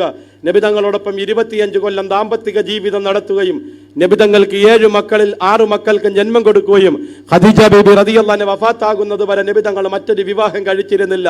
25 കൊല്ലത്തെ ദാമ്പത്തിക ജീവിതത്തിന് ശേഷം ഖദീജ ബീബി വഫാത്തായതിനു ശേഷമാണ് തങ്ങൾ മറ്റ് വിവാഹങ്ങളെല്ലാം കഴിച്ചത്. അല്ലാഹുവിന്റെ റസൂൽ ഖദീജ ബീബി മരണപ്പെട്ട് കിടക്കുമ്പോൾ തലയുടെ ഭാഗത്തിരുന്ന് കരഞ്ഞായിരുന്നു. സഹാബാക്കൾ കരയുന്നത് എന്തിന് നബി എന്ന് ചോദിച്ചപ്പോൾ പറഞ്ഞത്, 70 ഒട്ടകങ്ങൾക്ക് ചുമക്കാൻ പ്രാപ്തയായ താക്കോൽ കൂമ്പാരവുമായി വന്നെൻ്റെ പ്രിയപ്പെട്ട ഖദീജ, എനിക്കൊരു മയ്യത്ത് തുണി മൂടിക്കൊടുത്ത് അടക്കാൻ കഴിയുന്നില്ലല്ലോ പടച്ചവനെ. കാലിലെത്തിച്ചാൽ തലയിലെത്തുന്നില്ല, തലയിലെത്തിച്ചാൽ കാലിലെത്തുന്നില്ല. വാറ്റുപില്ല് പറിച്ച് ഞാൻ അവരുടെ കാല് മറച്ച് എൻ്റെ ഭാര്യയെ കൊണ്ടുപോയി അടക്കേണ്ടി വരുന്നല്ലോ. അവസാനമായി ഉണ്ടായിരുന്നൊരു മാല ഊരി എൻ്റെ കയ്യിലേക്ക് തന്നിട്ട് പറഞ്ഞു, ഇത് വിൽക്കരുത് നബിയെ, ഇതെൻ്റെ പൊന്നുമോള് ഫാത്തിമാക്ക് കൊടുക്കണം യാ റസൂലല്ലാ, ഇത് വിൽക്കരുത് നബിയെ. എനിക്കൊരു മയ്യത്ത് തുണിയിട്ട് എൻ്റെ ഭാര്യ യാത്രയാക്കാൻ കഴിയാത്ത ഞാൻ ഇങ്ങനെ കരയാതിരിക്കും സഹാബാക്കളെ എന്ന് ചോദിച്ച് ജന്നത്തുൽ മുഅല്ല കബറിടത്തിലേക്ക് ഇറങ്ങി ആ മയ്യത്ത് പിടിച്ചങ്ങോട്ട് വെക്കുമ്പോൾ പൂർണ്ണ ചന്ദ്രനെ പോലെ ഉദിച്ചു വന്നു. പിടിച്ച് താത്ത് വെക്കുമ്പോൾ വീണ്ടും അത് പൊങ്ങി. 3-ാം പ്രാവശ്യം അള്ളാഹു വിളിച്ചു പറഞ്ഞു, യാ റസൂലല്ലാ, താക്കല്ലേ നബിയെ. ആ ഖദീജത്തുൽ കുബ്ര റളിയല്ലാഹുവിന്റെ ഖബർ സ്ത്രീകളിൽ ഏറ്റവും ശ്രേഷ്ഠവതിയാണ് മഹദിയായ ഖദീജത്തുൽ കുബ്ര. ആ ഉമ്മാരുടെ അടുത്ത് എത്താൻ അള്ളാഹു തൗഫീഖ് തരട്ടെ, അവിടെ പോയൊരു സലാം പറയാൻ തൗഫീഖ് തരട്ടെ. ഇനി പ്രിയപ്പെട്ട സഹോദരന്മാരെ, സഹോദരിമാരെ, ഉമ്മമാരെ, ദുആക്ക് ഇജാബത്ത് കിട്ടുന്ന സ്ഥലമാണ്, നമ്മൾ പോയി കണ്ടിരിക്കേണ്ട സ്ഥലമാണ് ജബലുൻ നൂർ. മക്കയിലെ ജബലുൻ നൂർ ഒന്ന് കാണി, ഏറ്റവും ഉയരമുള്ള മല. അല്ലാഹു നബി തങ്ങൾക്ക് ജബലുൻ നൂർ 1 മണിക്കൂറും 20 മിനിറ്റും കയറിയാലാണ് അതിന്റെ മുകളിൽ നേരത്തെ എത്തുന്നത്. ഇപ്പൊ ഞങ്ങൾ ഈ റമദാന് ചെല്ലുമ്പം ഹൈവേ പോലത്തെ റോഡായി ജബലുൻ നൂറിലേക്ക്, ഹൈവേ പോലത്തെ റോഡ് ജബലുൻ നൂറിലേക്ക് നേരെ നടന്ന് മലയുടെ മുക്കാഭാഗം നേരെ കയറ്റമില്ലാതെ ആർക്കും പോകാം. നേരത്തേക്ക് ഹെലികോപ്റ്റർ വിളിച്ചെങ്കിലേ പോകാൻ പറ്റുള്ളായിരുന്നു, ഇപ്പൊ നേരെ അങ്ങ് നടന്നു പോകാം. അല്ലാഹുവിന്റെ റസൂൽ 40 വയസ്സുള്ളപ്പോൾ ജബലുൻ നൂർ എന്ന മലയിൽ ഏകനായി ഇരിക്കുമ്പോൾ ബഹുമാനപ്പെട്ട മലക്ക് ജിബ്രീൽ അലൈഹിസ്സലാം പറന്നിറങ്ങിയ മലയാണ്. പ്രവാചകൻ ഒരൊറ്റ പ്രാവശ്യം മാത്രമേ ജിബ്രീൽ അങ്ങനെ വന്നിട്ടുള്ളൂ, അത് ജബലുൻ നൂറിലാണ്. അള്ളാഹു അവിടെ എത്താനും കാണാനും തൗഫീഖ് തരട്ടെ. എല്ലാവരും പോയി കാണണം.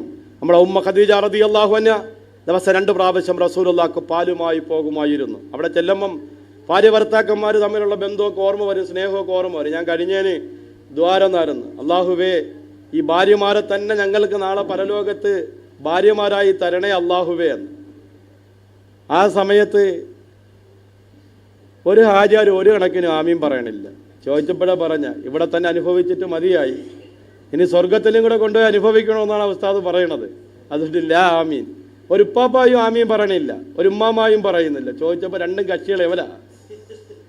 അപ്പം അങ്ങനെയാവരും ഖദീജ റളിയല്ലാഹു അൻഹ നബി തങ്ങളും തമ്മിലുണ്ടാകുന്ന സ്നേഹവും വാത്സല്യവും അവിടെ ചെല്ലുമ്പോൾ നമുക്ക് അത് അരക്കിട്ടുറപ്പിക്കാൻ തൗഫീഖ് തരട്ടെ. അവർ മരിച്ച ദിവസം വരുമ്പോൾ റസൂൽ ഒട്ടകത്തിനെ അറുക്കോരുന്നു, സഞ്ചികളിലാക്കിയിട്ട് കൂട്ടുകാരെ വീട്ടിൽ കൊണ്ടുപോയി കൊടുത്തിട്ട് പറയും, എൻ്റെ ഖദീജ ബീവി മരിച്ച ദിവസമാണ്, നിങ്ങൾ ദ്വാരക്കണം. ആയിഷ ബീവി പറയണേ, എനിക്ക് ആരോടും ഇത്രയും കോപമില്ലായിരുന്നു, ഖദീജ ബീവിയോടെ ഉള്ളായിരുന്നു. എന്ത് പറഞ്ഞാലും ഖദീജായ പറയാത്ത ഒരു ദിവസവും ഇല്ല, അതിൻ്റെ അത്ര നല്ലത് വേറെ ഒന്നും ഇല്ലായിരുന്നു തങ്ങൾ പറയും. അതുകൊണ്ട് എനിക്ക് ഏറ്റവും ദേഷ്യം ആരെടുത്തായിരുന്നു.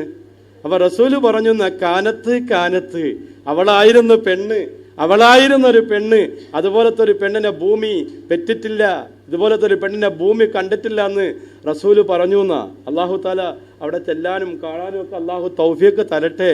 പ്രിയപ്പെട്ടവരെ, ഇനി ദുആക്ക് ഉത്തരം കിട്ടുന്ന സ്ഥലമാണ് ഓർ സൗർ.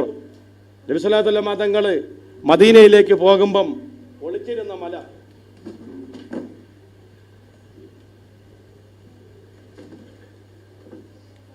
തിങ്കളാഴ്ച ദിവസം റസൂലുള്ളാഹി ഇറങ്ങി. നിങ്ങൾ നേരത്തെ കാണിച്ചെന്ന ബാബു സലാമിൻ്റെ അവിടെ ചെല്ലുമ്പോൾ അലിയാർ തങ്ങളെ വീട് അവിടെയുണ്ട്. അവിടെ നിന്ന് ഇറങ്ങി തിങ്കളാഴ്ച വന്ന് അബൂബക്കർ സിദ്ദീഖിനെയും വിളിച്ചുകൊണ്ട് പോയി ഓർ സൗറിലിരുന്ന് തിങ്കൾ ചൊവ്വ ബുധൻ 3 ദിവസം അവിടെ ഇരുന്ന് 4ാമത്തെ ദിവസം വ്യാഴാഴ്ച അവിടെ നിന്ന് ഇറങ്ങി. വ്യാഴാഴ്ച നടന്ന് നേരെ തിങ്കളാഴ്ച മദീനയിലെത്തി. തങ്ങൾ അനുഭവിച്ച ത്യാഗം, കഷ്ടപ്പാട്, ബുദ്ധിമുട്ട്, തങ്ങളുടെ നിലവിളി, അബൂബക്കർ സിദ്ദീഖിനെ പാമ്പ് കടിച്ചത്, പട്ടിണി, പരിവട്ടം, വിഷമം, പ്രയാസം, ശത്രുക്കൾ വന്ന് തലയ്ക്കും പാട്ടം നിൽക്കുന്നു. അബൂബക്കർ സിദ്ദീഖ് ഈയല് പോലെ വിറയ്ക്കുന്നു. വിറയ്ക്കേണ്ട അബൂബക്കർ, അള്ളാഹു കാക്കും. അവിടെ നിന്നിറങ്ങി 450 കിലോമീറ്റർ ശത്രുക്കളുടെ വലയത്തിൻ്റെ ഉള്ളിലൂടെ മദീനയിലേക്ക് പോയ ഹബീബ് മുഹമ്മദ് മുസ്തഫ. അള്ളാഹു തആല അവിടെ ചെല്ലാനും ആ ചരിത്രങ്ങൾ ഓർമ്മിക്കാനും അള്ളാഹു തൗഫീഖ് തരട്ടെ.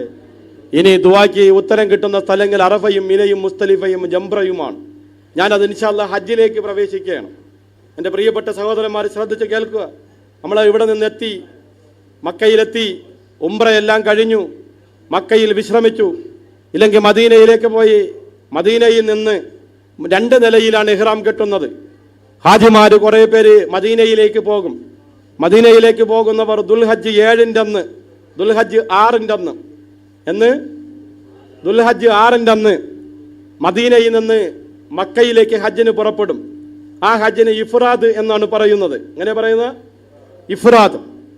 മീക്കാത്തിൽ നിന്ന് ഇഹ്റാം കെട്ടി വന്ന് ഹജ്ജ് നിർവഹിക്കുന്നതിനാണ് എന്തെന്ന് പറയുന്നത്? ഹജ്ജിന് മാത്രം ഇഹ്റാം കെട്ടി വന്ന് ഹജ്ജ് നിർവഹിക്കുന്നതിനാണ് ഇഫ്രാദ് എന്ന് പറയുന്നത്. വേറെ കുറേ ആളുകൾ മക്കയിൽ തന്നെ ഉണ്ടാവും. അവർ ഹറമിൻ്റെ ഉള്ളിൽ നിന്ന് തന്നെ ഇഹ്റാം കെട്ടി അവരെവിടേക്ക് പോകും? മിനയിലേക്ക് പോകും. അതിനാണ് മുത്തമത്തി എന്ന് പറയുന്നത്. മദീനയിൽ നിന്ന് നമ്മൾ നാട്ടിൽ നിന്ന് ഉംറയ്ക്ക് പോയതുപോലെ തന്നെ കുളിച്ച് ഹജ്ജിൻ്റെ ഇഹ്റാമിൻ്റെ കുളിക്കുന്നു എന്ന് പറഞ്ഞ് കുളിച്ച്, ഹറമിലുള്ളവർ ഹജ്ജിൻ്റെ ഇഹ്റാമിൻ്റെ കുളിക്കുന്നു എന്ന് പറഞ്ഞ് അവർ ഹറമിൽ നിന്ന് ഇഹ്റാം കെട്ടുന്നു. അല്ലാത്തവർ മദീനയിൽ നിന്ന് അബിയാർ അലി മീക്കാത്തിലേക്ക് വരുന്നു. മീക്കാത്തിൻ്റെ പേരെങ്ങനെയാണ്? അബിയാർ അലി എന്നും ദുൽഖുലൈഫ എന്നും പറയും, ഷജറ എന്നും പറയും. 3 പേരുകളുണ്ട്: അബിയാർ അലി, ഹുലൈഫ, ഷജറ. ഇതിന് 3 കാരണങ്ങളുണ്ട്, ഞാൻ വിശദീകരിക്കുന്നില്ല. അബിയാർ അലി മീക്കാത്തിൽ വന്ന് കടൽ പോലെ കിടക്കുകയാണ്. അബിയാർ അലി മീക്കാത്തുണ്ടോ? ഇതിനകത്തുണ്ടോ? കണ്ടോ? അബിയാർ അലി മീക്കാത്ത്, കടൽ പോലെ കിടക്കുന്ന മീക്കാത്തിൽ വന്ന് 2 റക്അത്ത് മീക്കാത്തിൽ ഇഹ്റാമിന്റെ നിസ്കാരം നിസ്കരിക്കും. നിസ്കരിച്ച് കഴിഞ്ഞ്, ശ്രദ്ധിച്ച് കേൾക്കണേ, നിസ്കരിച്ച് കഴിഞ്ഞ് നവൈത്തുൽ ഹജ്ജ വാഹിറംദു ബിഹ ലില്ലാഹി തആല.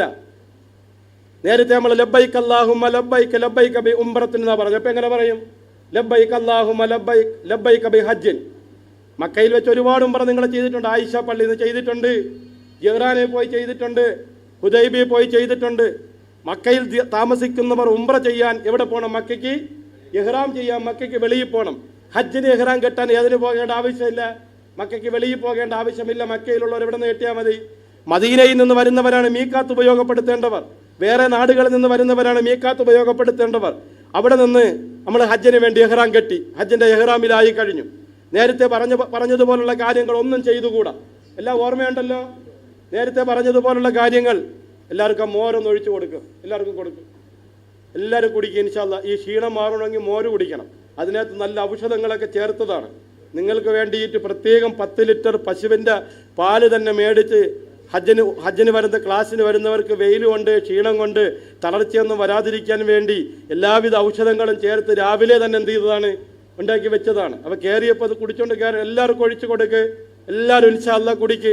അള്ളാഹു അതിൽ ശിഫാവ് പ്രദാനം ചെയ്യുമാറാകട്ടെ. ഈ ഡോക്ടർമാരിപ്പം നിർദ്ദേശിക്കുന്നതിന് എന്ത് കുടിക്കണമെന്നാ? മോര് കുടിക്കണമെന്നാ. എല്ലാവരും കുടിക്ക് ഇൻഷാ അല്ലാഹ്. എല്ലാ സുസ്ഥാനം കൊണ്ടുപോവാ. അവൻ ഞാൻ പറഞ്ഞു എന്നൊക്കെ എനിക്ക് നേരത്തെ നമ്മൾ പറഞ്ഞതുപോലെ തന്നെ നഖം മുറിച്ചുകൂടാ, സുഗന്ധ വസ്തുക്കൾ പൂശിക്കൂടാ, പുരുഷന്മാർ ചുറ്റി തുന്നപ്പെട്ട വസ്ത്രങ്ങൾ ധരിച്ചുകൂടാ, സ്ത്രീകൾ മുഖം മറച്ചുകൂടാ, സുഗന്ധ വസ്തുക്കൾ ഉപയോഗിച്ചുകൂടാ. നമ്മൾ നേരെ ഇവിടെ എനിക്ക് നമ്മൾ നേരെ മദീനയിൽ നിന്ന് ഇഹ്റാം കെട്ടി വന്നവരും മക്കയിൽ നിന്ന് ഇഹ്റാം കെട്ടിയവരും നേരെ അസീസിയയിലെത്തണം. അസീസിയയിലെത്തിയിട്ട് ദുൽഹജ്ജ് 8-ന്റെ അന്ന് രാവിലെയാണ് മിനയിലെത്തേണ്ടത്. അതിന് യൗമു തർവിയ എന്നാണ് പറയുന്നത്. എങ്ങനെ പറയുന്നത്? 8ാമത്തെ ദിവസം വെള്ളം ശേഖരിക്കുന്ന കാര്യങ്ങളൊക്കെ ഒരുക്കുന്ന ദിവസമെന്നാണ്. പക്ഷെ ഇപ്പോഴേ ഗവൺമെന്റിന്റെയും പ്രൈവറ്റിന്റെയും മുത്തവ്വിഫുകൾ യാത്രാ സുഗമത്തിന് വേണ്ടി ഈ അസീസിയെ താമസിക്കുന്നവരൊന്നും വണ്ടി പോകാൻ വേണ്ടി നിൽക്കേണ്ട. നേരത്തെ പോയി തമ്പ് നമ്പരൊക്കെ നോക്കി വെച്ചിരുന്ന നിങ്ങൾ അസീസിയെ കാൽനടയായിട്ട് നടന്ന് ബസ്സിൽ കയറാൻ നിൽക്കാതെ 8-ന്റെ അന്ന് വെളുപ്പ രാവിലെ സുബൈ നിസ്കരിച്ചിട്ട് എങ്ങോട്ട് പോയാൽ മതി? തമ്പിലേക്ക് പോയാൽ മതി. ഈ അസീസിയെന്ന് വണ്ടിയിൽ ഇങ്ങനെ കൊണ്ട് കറങ്ങുമ്പോൾ ആളുകൾ വിചാരിക്കുന്നത് 150 കിലോമീറ്റർ അപ്പുറത്തു നിന്ന് കൊണ്ടുവരണമെന്നാ. അല്ല, ഈ റൂമിൻ്റെയും അപ്പുറത്തു നിന്നാണ് വണ്ടി കയറ്റി ഇവിടെ കൊണ്ടുവന്ന് ഇറക്കണത്. ഇവിടെ കൊണ്ടുവന്ന് ഇറക്കുന്നു. ഗവൺമെൻറ് ഹാജിമാരെല്ലാം കിടക്കുന്ന അറഫയ്ക്കും മിനയ്ക്കും മുസ്തലിഫയ്ക്കും ജംറയ്ക്കും അടുത്താണ് ആര് കിടക്കുന്നത്? പ്രൈവറ്റ് ഹാജിമാരും കിടക്കുന്നത് അവിടെയാണ്. പ്രൈവറ്റ് ഹാജിമാർക്കും ആദ്യം ആദ്യത്തെ 15 ദിവസമുള്ള ഇതേ ഉള്ളത് കഴിഞ്ഞാൽ പിന്നെ അവരും ഇവിടെ തന്നെ അസീസിയെ തന്നെ. ഇവിടെ നിന്ന് കയറുന്നിടത്ത് തന്നെ നിങ്ങൾ ഈ അസീസിയയിൽ എത്തിയാൽ കഴിയുന്ന ആളുകൾ റൂട്ട് മാപ്പ് നോക്കി, ഇപ്പം മൊബൈലിനകത്ത് എല്ലാം മാപ്പ് നോക്കാമല്ലോ, നേരെ നോക്കി നിങ്ങൾ മനസ്സിലാക്കിയാൽ നിങ്ങൾക്ക് പോകാൻ കഴിയുന്ന കാര്യമാണ്. ദുൽഹജ്ജ് 7-ന്റെ അന്ന് യശ കഴിയുമ്പം പ്രൈവറ്റ് ഗ്രൂപ്പുകാരും ഗവൺമെൻറ് ഗ്രൂപ്പുകാരും വന്ന് വിളിക്കും. ഗ്രൂപ്പുകാർ വന്ന് ഇതിൽ ഗവൺമെൻറ് പോകുന്നിരുന്ന് കൈവയ്ക്കേ. 6, 7, 8, 9, 10 പേര് തിൽക്ക അശറത്തുൻ കാമില. 10 പേര് ഇതിൽ ഗവൺമെൻറ് പ്രൈവറ്റ് പോണവരെന്ന് കൈവയ്ക്കേ. പ്രൈവറ്റ് പോണവരെല്ലാവർക്കും ഒന്ന് ക്ലാസ്സിന് എന്ത് ചെയ്തിരിക്കുകയാണ്? അവർ ഉച്ചയ്ക്ക് എത്തുമെന്നാണ് പറഞ്ഞത്. ഞാൻ ഉച്ചയ്ക്ക് ശേഷം തന്നെ ഹജ്ജിൻ്റെ ക്ലാസ് പിന്തിപ്പിച്ചത് അതുകൊണ്ടാണ്. അപ്പോൾ ഇൻഷാ അല്ലാഹ് നമ്മളെ നേരെ അസീസിയയിലെ റൂമിൽ വന്നിട്ട് എന്ത് ചെയ്യണം, എവിടെ ഗവനിക്ക്, ഈ 10 പേരും പ്രത്യേകം ഗവനിക്ക്. ഒരു ചെറിയ സഞ്ചി എടുക്കുക. ആ സഞ്ചിയിൽ 5 ദിവസത്തേക്ക് ആവശ്യമായ മരുന്ന്, 5 ദിവസത്തേക്ക് ആവശ്യമായ പേസ്റ്റ്, 5 ദിവസത്തേക്ക് ആവശ്യമായ സാധനം, ഒരു ബെഡ്ഷീറ്റ്, ഇത്രയും സാധനം മാത്രമേ എടുക്കാവൂ. വലിയ വമ്പം ബാഗ് എടുത്തു കഴിഞ്ഞാൽ അറഫയിൽ നിന്ന് വരുന്ന വഴിക്ക് ഗവൺമെന്റിന്റെ പട്ടാളക്കാർ ഇത് വഴിയിൽ നിന്ന് പിടിച്ചു അടിച്ച് കളയും. റിയാലോടുകൂടി ഈ ബാഗ് എന്ത് ചെയ്യും, കാരണം തോളി തൂക്കിയിട്ടുണ്ടായിരിക്കും വരുന്നത്. കയ്യിലിങ്ങനെ പിടിച്ചു വരുന്ന ബാഗ് അവർ പിടിക്കൂല. തോളി തൂക്കിയിട്ട് വരുന്ന ബാഗ് എന്ത് ചെയ്യും, അവർ പിടിക്കും. അത് പിടിച്ചെടുത്ത് കളയും. അപ്പോൾ അതിനകത്ത് റിയാലും കാര്യം എല്ലാം ഉണ്ടെങ്കിൽ പോകും. അത്യാവശ്യം കയ്യിൽ വെക്കാവുന്ന ഇത്രയും സാധനങ്ങളുമായി ദുൽഹജ്ജ് 7-ന്റെ അന്ന് രാത്രി അസീസിയയിലെത്തി. അന്ന് അവിടെ ഇബാദത്തൊന്നുമില്ല. 8-ന് സുന്നത്തേ ഉള്ള എവിടെ വരൽ, മിനയിൽ വരൽ സുന്നത്താണ് 8-ന്. മിനയിൽ വന്ന് ലൊഹറിന്റെ സമയത്ത് ലൊഹർ 2 റക്അത്ത് നിസ്കരിക്കണം. അസറിന്റെ സമയത്ത് അസർ 2 റക്അത്ത് നിസ്കരിക്കണം. മഗ്രിബിന്റെ സമയത്ത് മഗ്രിബ് 3 റക്അത്ത് നിസ്കരിക്കണം. ഇശായുടെ സമയത്ത് ഇശ 2 റക്അത്ത് നിസ്കരിക്കണം. റസൂൽ 8-ന്റെ അന്ന് അവിടെ വന്ന് ഇങ്ങനെ ചെയ്ത. റസൂൽ തമ്പ് കെട്ടിയ സ്ഥലത്ത് ഒരു പള്ളിയുണ്ട്. ആ പള്ളിയുടെ പേര് മസ്ജിദുൽ ഖൈഫ് എന്നാണ്. നോക്കിക്കോ, ആ പള്ളി നോക്കിക്കോ. 50 പ്രവാചകന്മാരുടെ ഖബർ ആ പള്ളിക്ക് ചുറ്റുമുണ്ട്. എത്ര നബിമാരാ? 50 നബിമാരാ. ആ മോരിങ്ങോട്ട് ഒഴിച്ച് കൊടുക്കുക. അവിടെ ആളില്ല, അവിടെ ഇങ്ങോട്ട് ഫ്രണ്ടിൽ ഒഴിച്ച് കൊടുക്കാൻ പറയും. എവർക്കൊക്കെ ഒഴിച്ച് കൊടുക്കാൻ പറയും. ഇതാ കുപ്പി എടുത്തോണ്ട് പോയി ഒഴിച്ച് ഇങ്ങോട്ട് കൊടുക്കുക. ഇങ്ങോട്ട് കൊടുത്തേ. ആ കുപ്പികളെ പറയി കൊടുത്തേ. ക്ലാസ് തീർന്ന ഇനി വരും. ഇവിടെ ഉണ്ട് സ്ഥലം. ഷാനാസക്കഞ്ഞ് വരി, ഇവിടെ ഇരിക്കാം. അവ ശരിക്ക് ദുൽഹജ്ജ് 8-ന്റെ അന്ന് നമ്മൾ ഇതാണ് മസ്ജിദുൽ ഖൈഫ്. നോക്ക്, മുർസലാത്ത് മലയുടെ അടിഭാഗത്താണ് ഈ പള്ളിയുള്ളത്. ജംറയോട് ചേർന്നാണ്. ഇത് വർഷത്തിൽ 4 ദിവസം മാത്രമേ ഈ പള്ളി തുറക്കൂ. മിന ഉള്ള ദിവസം മാത്രമേ ഈ പള്ളിയുള്ളൂ. ഇത് പ്രൊട്ടക്റ്റ് ഏരിയയാണ്.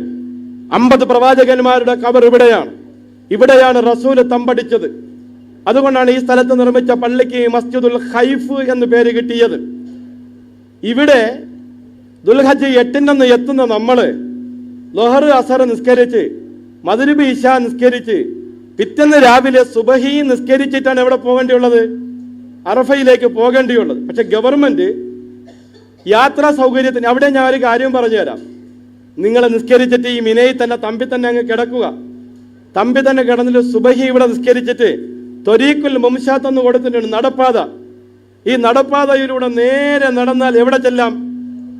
അറഫയിൽ ചെല്ലാം, നമിറ പള്ളി ചെല്ലാം, ജബലുർ റഹ്മയുടെ അടുത്ത് ചെല്ലാം.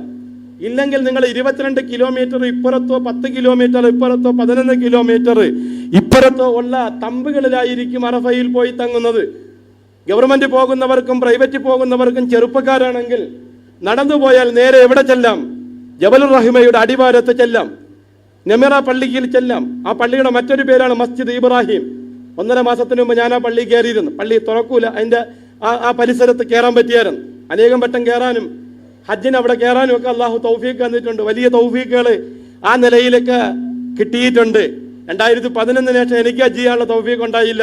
11-ലും 12-ലും ഒക്കെ ആദിൽ സാഹിബ് അൽഹംദുലില്ലാഹ് ഹജ്ജ് ചെയ്ത് എനിക്ക് 11 ശേഷം ഹജ്ജ് ചെയ്യാനുള്ള തൗഫീഖ് കിട്ടിയില്ല. പക്ഷേ എങ്കിലും എല്ലാ വർഷവും എങ്ങനെയാലും 2 മാസത്തിലൊരിക്കൽ അല്ലെങ്കിൽ 3 മാസത്തിലൊരിക്കൽ പരിശുദ്ധ മക്കയിൽ എത്താനുള്ള തൗഫീഖ് കിട്ടുന്നുണ്ട്. അള്ളാഹു മരിക്കുന്നവരെ അങ്ങനെ ഒരു തൗഫീഖ് തരുമാറാകട്ടെ. മരണം ഖൈറാവുന്ന സമയത്ത് നമുക്കെല്ലാം മരണം അള്ളാഹു അവിടെ വെച്ച് അള്ളാഹു തരുമാറാകട്ടെ. അവ ശരിക്കും മസ്ജിദുൽ ഖൈഫിനടുത്തുള്ള മിനയിലെത്തി രാത്രി ഗ്രൂപ്പിൽ പോകുന്നവർക്ക് ഗ്രൂപ്പിൽ, പക്ഷേ എപ്പോഴും പോകുമ്പോഴും അമീറിൻ്റെ അനുവാദം വേണം. അമീർ അങ്ങനെ സമ്മതിച്ചെങ്കിൽ മാത്രമേ നിങ്ങൾ എന്ത് ചെയ്യാവൂ, അങ്ങനെ പോവാവൂ. കാരണം അമീറിനെ അനുസരിച്ച റസൂലിനെ അനുസരിച്ച പോലെയാണ്, റസൂലിനെ അനുസരിച്ച അള്ളാഹെ അനുസരിച്ചതുപോലെയാണ്. അമീറിനോട് അമീറന്മാർക്ക് എപ്പോഴും പേടിയാണ്. ഇവർ പോയി വഴി തെറ്റിപ്പോയാൽ എന്ത് ചെയ്യുമെന്ന്. അങ്ങനെ പേടിയില്ലാത്തൊരു അമീറായിരുന്നു ഞാൻ. പോയിട്ട് നിങ്ങൾ അജ്ജിന് മുമ്പ് അങ്ങ് തിരിച്ചു വന്നേക്കാൻ പറയും. അങ്ങ് എവിടെ അങ്ങ് റൂമിൽ വന്നേക്കാൻ പറയും. അവിടെ നമുക്ക് ഇൻഷാ അല്ലാഹ് ഒരുമിച്ച് കാണാം, പിറ്റേന്ന് തന്നെ കാണും. അതിനൊന്നും കുഴപ്പമൊന്നുമില്ല. ഇതുവരെയും കണ്ടിട്ടുണ്ട്. അള്ളാഹു അങ്ങനെയാണ്. അതുകൊണ്ട് അങ്ങനെ പേടിയുടെ യാതൊരു ആവശ്യമില്ല. നമ്മളെ നാട്ടിലെ പോലെ നമ്മളങ്ങ് കണ്ട് കാര്യങ്ങളെല്ലാം നമ്മുടെ കയ്യിൽ മൊബൈലും കാര്യങ്ങളുള്ളതുകൊണ്ട് ഏത് റൂട്ടും നമുക്ക് എന്ത് ചെയ്യാൻ പറ്റും, പിടിച്ച് നോക്കാനും അറിയാനും ഒക്കെ പറ്റുന്ന ഇത്രയും സംവിധാനമുള്ളൊരു കാലത്ത് ഒരു പേടിയുടെ ആവശ്യം വേണ്ട. 8-ന് രാത്രി പോകണമെങ്കിൽ പോകാം, 9-ന് രാവിലെ പോകണമെങ്കിൽ പോകാം. ഹജ്ജ് എന്ന് പറഞ്ഞാൽ ഹജ്ജിന്റെ ഏറ്റവും പ്രധാനപ്പെട്ട നമ്മൾ മദീനയിൽ നിന്ന് ഇഹ്റാം കെട്ടി വന്നു, മീഖാത്തിലൂടെ വന്നു. ഇനി നമ്മുടെ ഏറ്റവും പ്രധാനപ്പെട്ട കർമ്മം ദുൽഹജ്ജ് 9 കർമ്മമാണ്. ഇനി ഗവനിക്കണേ, 9 അറഫ. ഹജ്ജ് എന്ന് പറഞ്ഞ അറഫയാണ്. ഒരാൾക്ക് അറഫ കിട്ടിയില്ലെങ്കിൽ ഹജ്ജില്ല. ദുൽഹജ്ജ് 9 അന്ന് ഉച്ച മുതൽ സൂര്യൻ അസ്തമിക്കുന്ന സമയം വരെയാണ് അറഫയുടെ സമയം. വീണ്ടും പണ്ഡിതന്മാർ പറഞ്ഞു, സൂര്യൻ അസ്തമിച്ചാലും പിറ്റന്ന് പെരുന്നാൾ രാവിലെ വരെ സമയമുണ്ടെന്നും ഉലമാക്കൾ പറഞ്ഞു. ഏകദേശം രാവിലെ നമ്മൾ മിനയിലെ അറഫയിലെ തമ്പിലെത്തും. 24 കിലോമീറ്റർ നീളം, 22 കിലോമീറ്റർ വീതി. നോക്ക് മിനയിലെ തമ്പുകൾ നോക്ക്, ഈ കാണുന്നതാണ് മിനയിലെ തമ്പുകൾ. ഞങ്ങളിപ്പോൾ ചെല്ലുമ്പോൾ മിനയിലെ തമ്പിൻ്റെ അറഫയിലെ തമ്പ്, അറഫയിലെ പണി നടന്നുകൊണ്ടിരിക്കുകയാണ്. നല്ല തമ്പുകളാണ് ഇപ്പം പണിഞ്ഞുകൊണ്ടിരിക്കുന്നത്. നല്ല അലൂമിനിയം ഫാബ്രിക്കേഷൻ ഉപയോഗിച്ച് നല്ല തമ്പുകളുടെ പണി നടന്നുകൊണ്ടിരിക്കുന്നു. ഇന്ത്യയിലെ രാജസ്ഥാനിൽ നിന്ന് കൊണ്ടുപോയ ആര്യവേപ്പുകളാണ് ഈ നിൽക്കുന്നത്. ആരാണ് ഈ ആര്യവേപ്പ് കൊടുത്തതെന്നറിയാമോ? ഇന്ദിരാഗാന്ധി. ഇന്ദിരാഗാന്ധിയുടെ ഒരു അന്തിമ അഭിലാഷം ഇപ്പം ഇന്ത്യയിൽ തിരിച്ചു വരാൻ അള്ളാഹു ഈ ഹജ്ജിൻ്റെ ബറക്കത്തോണ്ട് തൗഫീക്ക് ചെയ്യട്ടെ. അങ്ങനെ നമ്മൾ ദുആ ചെയ്യണം. കാരണം എങ്കിലാണ് നമ്മളെ സംബന്ധിച്ച് നമുക്ക് അങ്ങനെ ഒരു പ്രതീക്ഷ ഉണ്ടാകേണ്ട ഒരു സമയം കൂടിയാണ്. അത് ശരിയല്ലേ? ആ ഒരു പ്രതീക്ഷ കൂടി ഇന്ത്യയിൽ ഉണ്ടാകേണ്ട ഒരു സമയം കൂടിയാണ്. അതുകൊണ്ട് നമുക്ക് അനുകൂലമായ ഒരു ഭരണകൂടം വരുന്നതിന് വേണ്ടി കേരളത്തിൽ ആരോ ജയിക്കട്ടെ, 2 പേര് ജയിച്ചാലും ഒരുപോലെ തന്നെ അവിടെ പോയി അവർ ഒരുമിച്ച് തന്നെ അവിടെ ഇരിക്കുന്നത്. അതുകൊണ്ട് തന്നെ നിങ്ങൾക്ക് 2 കൂട്ടർക്കും സമാധാനമായല്ലോ. ഞാൻ പള്ളിയിലും പറഞ്ഞ അങ്ങനെ തന്നെ പറഞ്ഞു, ഉസ്താദ് ആരെയും വെറുപ്പിക്കൂലെന്ന് പറഞ്ഞ്. നമ്മൾ ആരെയും വെറുപ്പിക്കൂല. ഞാനാണോ ജയിക്കണം, അവർ നമ്മളാളാണ്. അതിൽ പിന്നെ എന്തില്ല, സംശയമൊന്നും ഇല്ല. ഇവർ 2 പേര് പോയാലും അവിടെ ചെല്ലുമ്പോൾ 2 പേരും ഒരാൾക്ക് തന്നെ ആയിരിക്കും ചെയ്യുന്നത്, കൈ പൊക്കുന്നത്. അപ്പോൾ എന്തും ആവട്ടെ, അള്ളാഹു അനുകൂലമായ ഒരു ഭരണകൂടത്തെ അള്ളാഹു കൊണ്ടുവരുമാറാകട്ടെ. അന്ന് ഇന്ദിരാഗാന്ധി കൊടുത്തതാണ് ഈ ആര്യവേപ്പ്. അറഫയിൽ ചെല്ലുമ്പോൾ നമുക്ക് ജവഹർലാൽ നെഹ്റുവിന് ഓർമ്മ വരും, ഇന്ദിരാഗാന്ധി ഓർമ്മ വരും, ആ ഇന്ദിരാഗാന്ധിയുടെ കുടുംബത്തിന് നമുക്ക് ഓർമ്മ വരും. ജിദ്ദയിലേക്ക് ഒരു ആനയെ കൊടുത്തു. അടുത്ത സമയത്ത് ആ ആന ചരിഞ്ഞു പോയത്. ജവഹർലാൽ നെഹ്റു ഒരിക്കൽ ജിദ്ദ ഫൈസൽ ഹോസ്പിറ്റലിൽ ചെന്നിട്ട് ഖാലിദ് രാജാവിനോട് പറഞ്ഞു, എനിക്കൊന്ന് അറഫയും മിനയും മുസ്തലിഫയും മക്കയും ഒന്ന് കാണണമെന്ന് പറഞ്ഞു. ഫൈസൽ രാജാവ് പറഞ്ഞൊരു മറുപടിയുണ്ട്, ഇനി ജിബിരിയിൽ വരൂല, അതുകൊണ്ട് തന്നെ ഇനി അവിടെ കാണാനും പറ്റൂല. 1400 കൊല്ലങ്ങൾക്ക് മുമ്പേ മറ്റൊരാൾക്ക് പറ്റില്ല എന്ന് അള്ളാന്റെ റസൂൽ തീരുമാനിച്ചതാണ്. ഇനി ഒരു തിരുത്തലുകൾക്ക് പറ്റൂല. അതുകൊണ്ട് അത് ഈ ഫൈസൽ രാജാവിന് സാധിക്കുന്ന സ്ഥലമല്ല, അള്ളാഹു നമുക്ക് മാത്രം തൗഫീക്ക് ചെയ്തതാണ്. അള്ളാഹു ആ തൗഫീക്ക് ഖിയാമത്ത് നാൾ വരെ നിലനിർത്തി വിചാരിച്ച് ആ ഫോണും കൊണ്ടങ്ങ് ഇറങ്ങിപ്പോയി. വലിയ വെല്ലുള്ളവരും കുഴപ്പമുള്ളവരും ഇറങ്ങിപ്പോയി, ബാക്കിയുള്ളവർ ഇരിക്കും. സമാധാനം. ഞാൻ നേരത്തെ പറഞ്ഞു, ഇവിടെ വരുമ്പോൾ സബൂറായിട്ടിരിക്കണം. ഞാനത് എൻ്റെ കൂടെ ഉംറയ്ക്കാരുടെ അടുത്ത് പറയാറുണ്ട്, ഹജ്ജിനൊക്കെ വരുന്നിടത്ത് പറയാറുണ്ട്. ഇനി കഅബ കണ്ട് ദുആ കഴിയുന്നവരായി ബെല്ലടിക്കുക, ഇതൊന്നും ചെയ്യല്ലേ. നിങ്ങൾ പോയി ഹജ്ജൊക്കെ ചെയ്ത് തവാഫൊക്കെ ചെയ്ത് സയ്യൊക്കെ കഴിയുന്നവരൊന്ന് സമാധാനമായിട്ട് ഇരിക്കുക. ഈ സാധനമൊന്നും ഇല്ലാത്ത കാലത്ത് നമ്മൾ ജീവിച്ചില്ലേ, കുറച്ച് സമാധാനമായിട്ടൊന്ന് ഇരിക്കുക. അള്ളാഹു തൗഫീഖായിട്ട് നമുക്ക് നിർത്താം. ഉടനെ രാവിലെ മുതൽ നിങ്ങൾ ഇരിക്കുന്നത് എനിക്കറിയാം. ഹാജിമാരല്ലാത്തവരെ സംബന്ധിച്ച് അവർക്ക് വലിയ വെപ്രാളമൊന്നുമില്ല. ഹാജിമാരെ സംബന്ധിച്ചാണ് മനസ്സിങ്ങനെ എന്ത് ചെയ്യുന്നത്, വെപ്രാളപ്പെട്ടുകൊണ്ടിരിക്കുന്നത്. ഇതാണ് അറഫ. ഉച്ച കഴിയുമ്പോൾ നമ്മൾ അറഫയിലെ തമ്പിന് വെളിയിലിറങ്ങും. അറഫയിലെ പള്ളിയിലാണ് ഇമാം ഖുത്ബ നടത്തുന്നത്. നെമിറ പള്ളി നോക്ക്, നെമിറ പള്ളി ഒന്ന് നോക്ക്. ഈ പള്ളിക്ക് വേറൊരു പേരുണ്ട്, മസ്ജിദ് ഇബ്രാഹിം. ഈ പള്ളി പകുതി മുസ്തലിഫയിലും പകുതി അറഫയിലുമാണ്. മുസ്തലിഫയിൽ പോയി നിന്നാൽ ഹജ്ജ് ശരിയാവൂല. അതുകൊണ്ട് ഈ പള്ളിയുടെ പകുതി അടച്ചിട്ട് പകുതിയാണ് അറഫയാക്കി കൊടുക്കുന്നത്. ഗവൺമെൻറ് ഗ്രൂപ്പിലൊക്കെ പോകുന്നവർ നേരത്തെ തന്നെ അവിടെ എത്തി നേരത്തെ സ്ഥലം പിടിക്കാറുണ്ട്. ഈ പള്ളിയുടെ ചുറ്റുഭാഗത്തും ആര്യവേപ്പ് വെച്ച് പിടിപ്പിച്ചിരിക്കുകയാണ്. അറഫയിലെ ഇമാം ഇഹ്റാം കെട്ടി അറഫ പള്ളിയിൽ നടത്തുന്ന അറഫ പ്രസംഗമാണ്, കഴിഞ്ഞ കൊല്ലത്തെ അറഫ പ്രസംഗമാണ് നമ്മൾ ഈ കാണുന്നത്. ഇതാണ് ശരിക്കും ആ പള്ളിയുടെ ചുറ്റുഭാഗവും. അള്ളാന്റെ റസൂൽ അറഫ പ്രസംഗം നടത്തിയ ജബലുർ റഹ്മ നോക്ക്.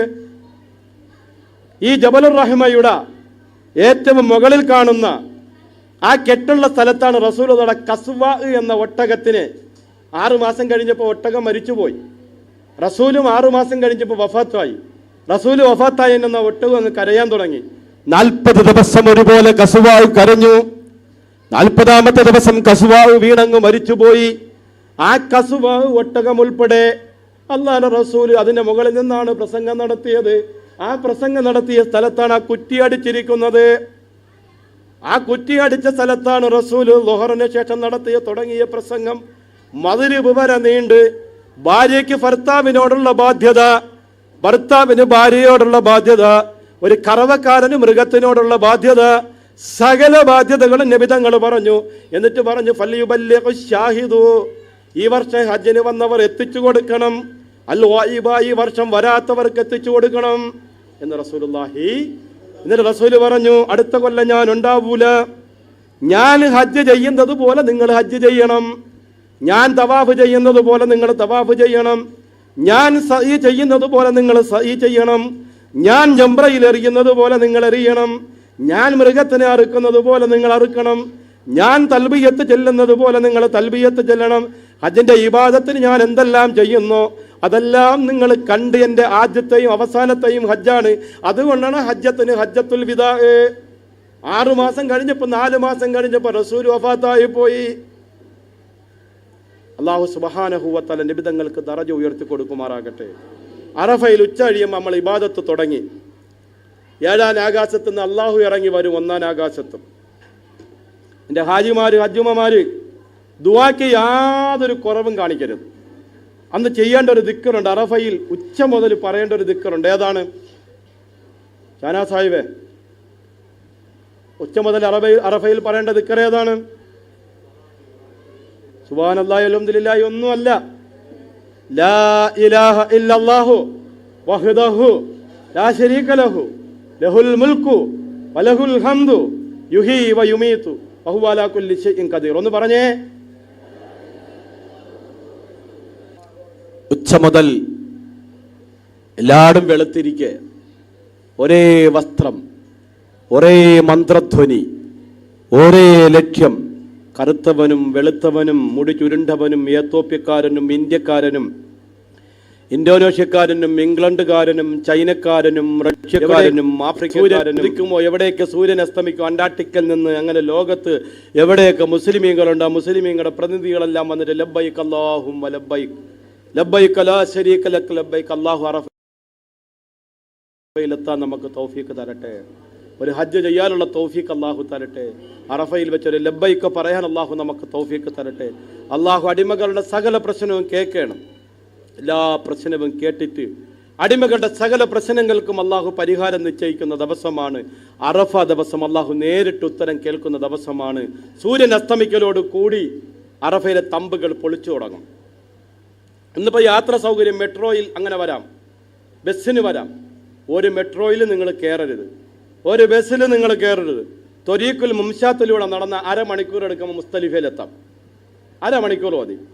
റെയിൽവേ സ്റ്റേഷനിലേക്ക് പോകാൻ വേണ്ടി 1 മണിക്കൂർ നടക്കണം, വേണ്ടേ? റെയിൽവേ സ്റ്റേഷനിലേക്ക് പോകാൻ വേണ്ടി 1 മണിക്കൂർ. അവിടെ ചെന്ന് ഈ വളയുമൊക്കെ ഇട്ട് തയ്യാറായി ഇവിടെ നിന്നും ആകാശത്ത് കയറണം. മെട്രോ നിങ്ങൾക്കറിയാലോ മുകളിലൂടെയാണല്ലോ പോണത്. മുകളിലേക്ക് കയറി വരുമ്പോൾ അരമണിക്കൂർ, അപ്പോൾ 1.5 മണിക്കൂർ പോയി. ഈ തിരക്കെല്ലാം കഴിഞ്ഞ് 4 മണിക്കൂർ കഴിയും മെട്രോ കിട്ടാൻ.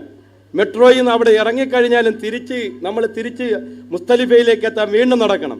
ബസ്സിൽ കയറ്റി വണ്ടി ലോക്ക് ചെയ്ത് കഴിഞ്ഞാൽ ഈ അരമണിക്കൂർ യാത്രയ്ക്ക് അതിനകത്ത് മൂത്രം ഒഴിച്ചാലും കാഷ്ടിച്ചാലും എന്ത് ചെയ്താലും വണ്ടി തുറക്കൂല. എന്ത് ചെയ്താലും ഡ്രൈവർമാർ വണ്ടി തുറക്കൂല. അസ്രായീലിനെ പോലെയാണ്. നമ്മൾ അങ്ങോട്ട് പറയുന്നത് അസ്രായീൽ കേൾക്കും, പക്ഷെ തിരിച്ച് പ്രതികരിക്കൂല. ഈ ഇതിലേക്കൂടെ വണ്ടി പോകണ്ടില്ലേ, പോത്തനെ എല്ലാം കൂടെ കയറ്റി, ഇടയ്ക്കൂടെ ചെറിയ പോത്തനെ എല്ലാം കയറ്റി നിർത്തി അതിൻ്റെ മുകളിലൊരു മനുഷ്യ ഇരുന്ന് ഇങ്ങനെ വീടിയൊക്കെ വലിച്ചുകൊണ്ട് ഇങ്ങനെ ഇരിക്കണം. ഈ അടിയിൽ നിൽക്കുന്ന പോത്ത് ഈ മുകളിൽ നിൽക്കുന്ന മനുഷ്യൻ്റെ അടുത്ത് പറയടാ ഒന്ന് മാറ്റി കെട്ടിത്താ, ഈ മോളിൽ നിൽക്കണോ മൊത്തം എൻ്റെ പുറത്തൂടി മൂത്രം ഒഴിക്കുകയും കാഷ്ടിക്കുകയൊക്കെ ചെയ്യണം, ഒന്ന് മാറ്റി കെട്ടിത്താ. ഈ മോളിലിരിക്കണ പോത്ത് ഇത് വല്ലതും കേൾക്കുന്നുണ്ടോ? ഇത് വല്ലതും മറുപടി വല്ലതും പറയാറുണ്ടോ? ഈ താഴെ കിടക്കണ പോത്ത് ഇതെല്ലാം അനുഭവിക്കണം. ഇതുപോലെ ഈ തള്ളി അങ്ങ് കയറ്റി വാതിലങ്ങ് അടച്ചു കഴിഞ്ഞാൽ ഞങ്ങൾ പോയ ഒരു സമയത്ത് ഒരു ഹാജിമാരെയും വണ്ടി കയറ്റിയിട്ടില്ല, അല്ലേ? ഒരു ഹാജിമാരെയും മെട്രോയിൽ കയറ്റിയിട്ടില്ല. ഞാൻ ഒരിക്കൽ ഞങ്ങൾ സുലൈമാൻ ഉസ്താദ്, പുലിപ്പാറ സുലൈമാൻ ഉസ്താദ് ഞങ്ങൾ ഉൾപ്പെടെ ഉള്ളത് ഇങ്ങനെ രാത്രി കഥയൊക്കെ പറഞ്ഞ് ഹദീസുമൊക്കെ പറഞ്ഞ് ആയത്തൊക്കെ പറഞ്ഞ് ഞങ്ങൾ 67 പേരുണ്ടായിരുന്നു ഒരുമിച്ച് പോവാൻ. ഞങ്ങൾ മുസ്തലിഫിലെത്തിയപ്പോൾ 7 പേരുണ്ട്, ബാക്കി 60 പോയി. ഈ പോയ വഴിക്ക് തന്നെ ഈ നബിദിനത്തിന് കൊടുക്കുന്ന പോലെ ആപ്പിളും മുന്തിരിയും ഓറഞ്ചും വെള്ളമൊക്കെ ഇങ്ങനെ കൊടുക്കുകയാണ്. ക്ഷീണിക്കുമ്പോൾ ഞങ്ങൾ ഇരിക്കും. ഓരോ സ്ഥലത്തുനിന്ന് ഇരുന്നിട്ട് എഴുന്നേക്കുമ്പോൾ 6 പേരെ കാണാതെ പോകും. അവിടെ നിന്ന് വീണ്ടും എഴുന്നേക്കും. അങ്ങ് മുസ്തലിഫയിൽ എത്തിയപ്പോൾ ഞങ്ങൾ 7 പേരുണ്ട്. 7 പേരുണ്ട്. അവിടെ ചെന്ന് ഞങ്ങൾ പച്ചത്തറയിലെല്ലാം കിടന്ന് സുബഹിസ്കാരെല്ലാം കഴിഞ്ഞപ്പോൾ എല്ലാവരും ഒരുമിച്ച് ഓടി. നമ്മൾ പേടിക്കേണ്ട ആവശ്യമില്ല.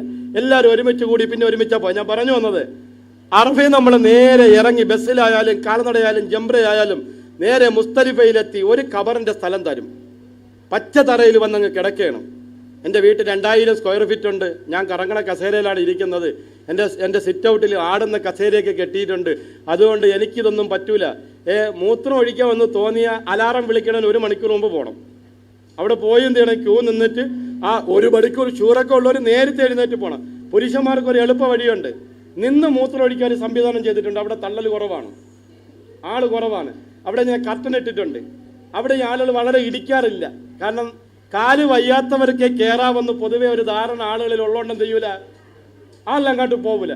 പതുക്കെ അങ്ങ് പോയാൽ തുണിയെല്ലാം നല്ലതുപോലെ ചെയ്ത് നല്ലപോലെ മൂത്രമൊഴിച്ച് റാഹത്തായിട്ട് പെട്ടെന്ന് ഇറങ്ങി വരാം. ആ സൂത്രം ഹാജിമാർ പ്രയോഗിച്ചോളി. നേരെ മുസ്തലിഫയിൽ വന്ന് മഗ്രിബും ഇശായും കൂടി മുസ്തലിഫയിൽ ജമ്മും കസറുമാക്കി നിസ്കരിക്കണം. ജമ്മും കസറുമാക്കി എവിടെ നിസ്കരിക്കണം? അപ്പോൾ അറഫയിൽ ഇനി പിണങ്ങി നിൽക്കേണ്ട, അറഫയിൽ നിസ്കരിക്കണം. അറഫയിൽ നിസ്കാരം ഇല്ല. സൂര്യൻ അസ്തമിച്ച് അപ്പം തന്നെ അവിടെ നിറങ്ങണം. നേരത്തെ വന്ന് ജംറ മുസ്തലിഫയിൽ വന്ന് കസറും ജമ്മുമാക്കി നിസ്കരിച്ച് കല്ല് കിറ്റുകളിലാക്കി 70 കല്ല് തരും. ചിലപ്പോൾ 100 കല്ലുണ്ടാവും, ചിലപ്പോൾ 70 കല്ലുണ്ടാവും. ഇല്ലെങ്കിൽ നമ്മളിങ്ങനെ വെള്ളം കുടിച്ചിട്ട് കൊണ്ടുപോകുന്ന ഒരു കുപ്പി കയ്യിൽ വെച്ചേക്കണം. ശ്രദ്ധിച്ച് കേൾക്കുന്നുണ്ടോ? ഈ കിറ്റ് മേടിക്കുന്നതിനേക്കാൾ നല്ലത് അവിടെ ഇരുന്ന് ഈ 70 കല്ല് പറക്കിയെടുക്കണം. അതിനൊരു ത്യാഗം, നമ്മളൊരു ത്യാഗമാണത്. അത് പറക്കിയെടുത്ത് ഈ കുപ്പിക്കകത്തിട്ട് നമ്മളെ സഞ്ചിക്കകത്തോട്ട് വെച്ചേക്കണം. എന്നിട്ട് മുസ്തലിഫയിൽ അവിടെ ഒരു പള്ളിയുണ്ട്, മശ്അറുൽ ഹറാം എന്നാണ് ആ പള്ളിയുടെ പേര്. അത് അന്ന് ഈ ദുൽഹജ്ജ് 9-ന്റെ അന്ന് രാത്രി തുറന്ന് 10-ന്റെ അന്ന് രാവിലെ വൈകുന്നേരത്തോടുകൂടി ആ പള്ളിയുടെ കാര്യം കഴിഞ്ഞു. വർഷത്തിൽ ഒറ്റ ദിവസമേ ആ പള്ളിയുടെ പ്രവർത്തനമുള്ളൂ. അറഫയിലെ പള്ളി, മുസ്തലിഫിലെ പള്ളി അങ്ങനെയാണ്. പ്രിയപ്പെട്ടവരെ, കല്ലുമെല്ലാം പറക്കിയെടുത്ത് സുബൈ നിസ്കാരം കഴിഞ്ഞ് സൂര്യൻ ഉദിച്ച് 20 മിനിറ്റ് കഴിഞ്ഞ് മുസ്തലിഫയിൽ നിന്ന് പോകാവൂ. എത്ര മിനിറ്റ് കഴിഞ്ഞ്? അർദ്ധരാത്രി മുതലേ പോയി എറിയാം, കുഴപ്പമൊന്നുമില്ല. അർദ്ധരാത്രി മുതലേ പോയി എറിയുന്നതിന് അറബികളൊക്കെ രാത്രി 12 മണി കഴിയുമ്പോഴേ എറിയാൻ ഇങ്ങനെ പൊയ്ക്കൊണ്ടിരിക്കും. പോകുന്നതിന് കുഴപ്പമില്ല. സുന്നത്തും അഫ്ദലും സൂര്യൻ ഉദിച്ച് 20 മിനിറ്റ്. ഈ കാണുന്നതാണ് മശ്അറുൽ ഹറാം. മുസ്തലിഫയില മശ്അറുൽ ഹറാം എന്ന് പറയുന്ന പള്ളിയാണ് ഈ കാണുന്ന പള്ളി. ഇവിടെ നിന്ന് നിസ്കരിച്ച് ഇവിടെ നിന്ന് സുബൈ നിസ്കരിക്കണം. ഇവിടുത്തെ ഇമാമിനെ ഫോളോ ചെയ്ത് സുബഹി ജമാഅത്തായിട്ട് നമസ്കരിച്ച് ഒരു ചായയൊക്കെ കുടിച്ച് എല്ലാം മേടിക്കാൻ കിട്ടും. നിങ്ങൾ വിചാരിക്കുന്ന പോലെ മുസ്തലിഫയിലൊന്നും പട്ടിണിയൊന്നുമില്ല. ഇഷ്ടംപോലെ കടകളുണ്ട്.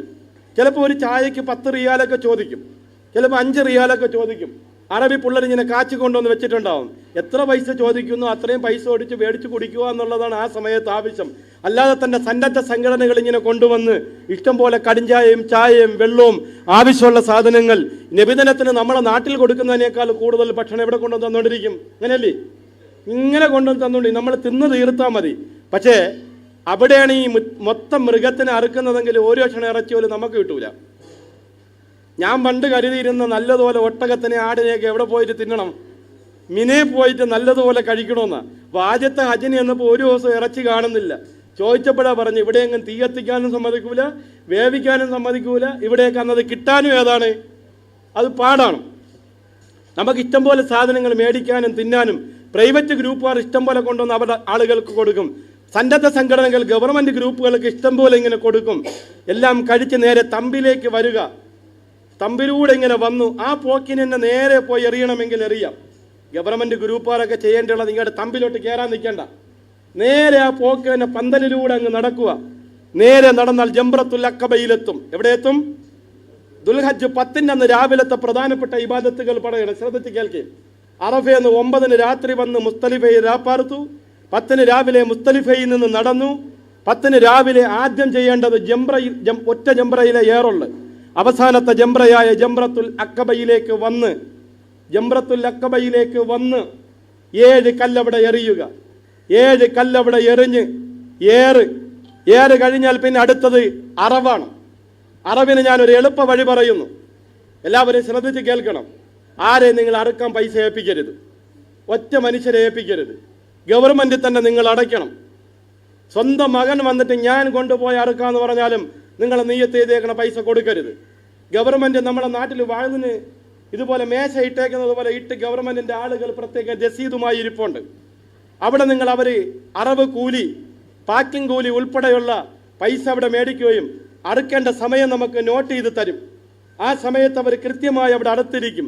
അവർ 3 ചോദ്യങ്ങൾ ചോദിക്കും. ഹദിയയാണോ, ഫിദിയയാണോ, ഉളുഹിയയാണോ? മദീനയിൽ നിന്ന് ഇഹ്റാം കെട്ടി വന്നവർക്ക് ഉദ്ഹിയയാണ്. മക്കയിൽ നിന്ന് ഇഹ്റാം കെട്ടി ചെന്ന തമത്തു ആയവർക്ക് ഫിദിയയാണ്. ഇനി ഒരറിവുമില്ലെങ്കിൽ ഹദിയായിട്ട് അറുക്കാം.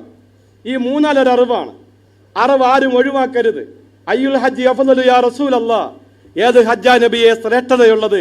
കാല അൽ ഹജ്ജു, ഉറക്ക ലബ്ബൈക അല്ലാഹുമ്മ ലബ്ബൈക പറഞ്ഞ്, വസ്ഹജ്ജു, മൃഗത്തിന്റെ കഴുത്തിൽ നിന്ന് രക്തം ചീറ്റുമാറ് അറുത്ത് രക്തം ചീറ്റിക്കുന്ന ഹജ്ജാണ് സ്വീകാര്യയോഗ്യമായ ഹജ്ജ് എന്ന് മുഹമ്മദ് മുസ്തഫ.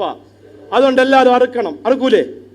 ഇൻഷാ അല്ലാഹ്. സ്വന്തമായി ഗവൺമെന്റ് തന്നെ പൈസ അടച്ച് ഒരു ഗ്രൂപ്പുകാരുടെ കയ്യിൽ നിങ്ങൾ കൊടുക്കണ്ട. കാരണം അവരാരും അറുക്കൂലെന്നൊന്നുമല്ല ഞാൻ പറയുന്നതിൻ്റെ അർത്ഥം. നമുക്ക് മനസ്സിന് സമാധാനം ഏതിൽ കൊടുക്കലാണ്? ചിലപ്പോൾ 100 റിയാൽ കൂടും, ചിലപ്പോൾ 50 റിയാൽ കൂടും. ഓരോ സമയവും നിങ്ങൾ കേട്ടിട്ടില്ലേ, ഒതുഹി അറുത്ത ഹദി അറുത്ത ഇറച്ചികൾ പ്രൈവറ്റ് ആളുകൾ ഹോട്ടലുകാർ വിലയിട്ട് ജിദ്ദയിലേക്ക് കൊണ്ടുപോകുന്ന വഴി 15 വണ്ടി പിടിച്ചു, 20 വണ്ടി പിടിച്ചു, 30 വണ്ടി പിടിച്ചു എന്നൊക്കെ കേട്ടിട്ടില്ലേ? ഇത് നമ്മൾ പാവപ്പെട്ടവർക്ക് കൊടുക്കാൻ വേണ്ടി എത്യോപ്യയിലും അതുപോലുള്ള പാവപ്പെട്ട രാജ്യങ്ങളിലേക്ക് എത്തിച്ചു കൊടുക്കുന്നതിന് വേണ്ടിയിട്ടുള്ള ഇതാണ് അവിടുത്തെ അറവുശാലയിൽ ചെയ്തുകൊണ്ടിരിക്കുന്നത്.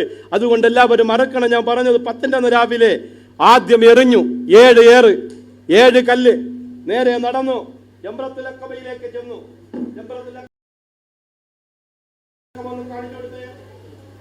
ഈ കാണുന്ന 3ാമത്താണ് ജംറത്തുൽ അഖബ.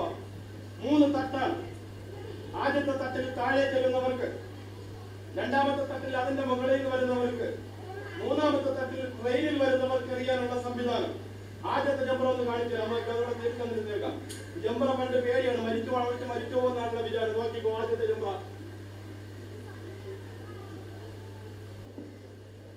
അപ്പൊ ശരിക്ക് ആദ്യത്തെ ജംറ ഇതായിരുന്നു.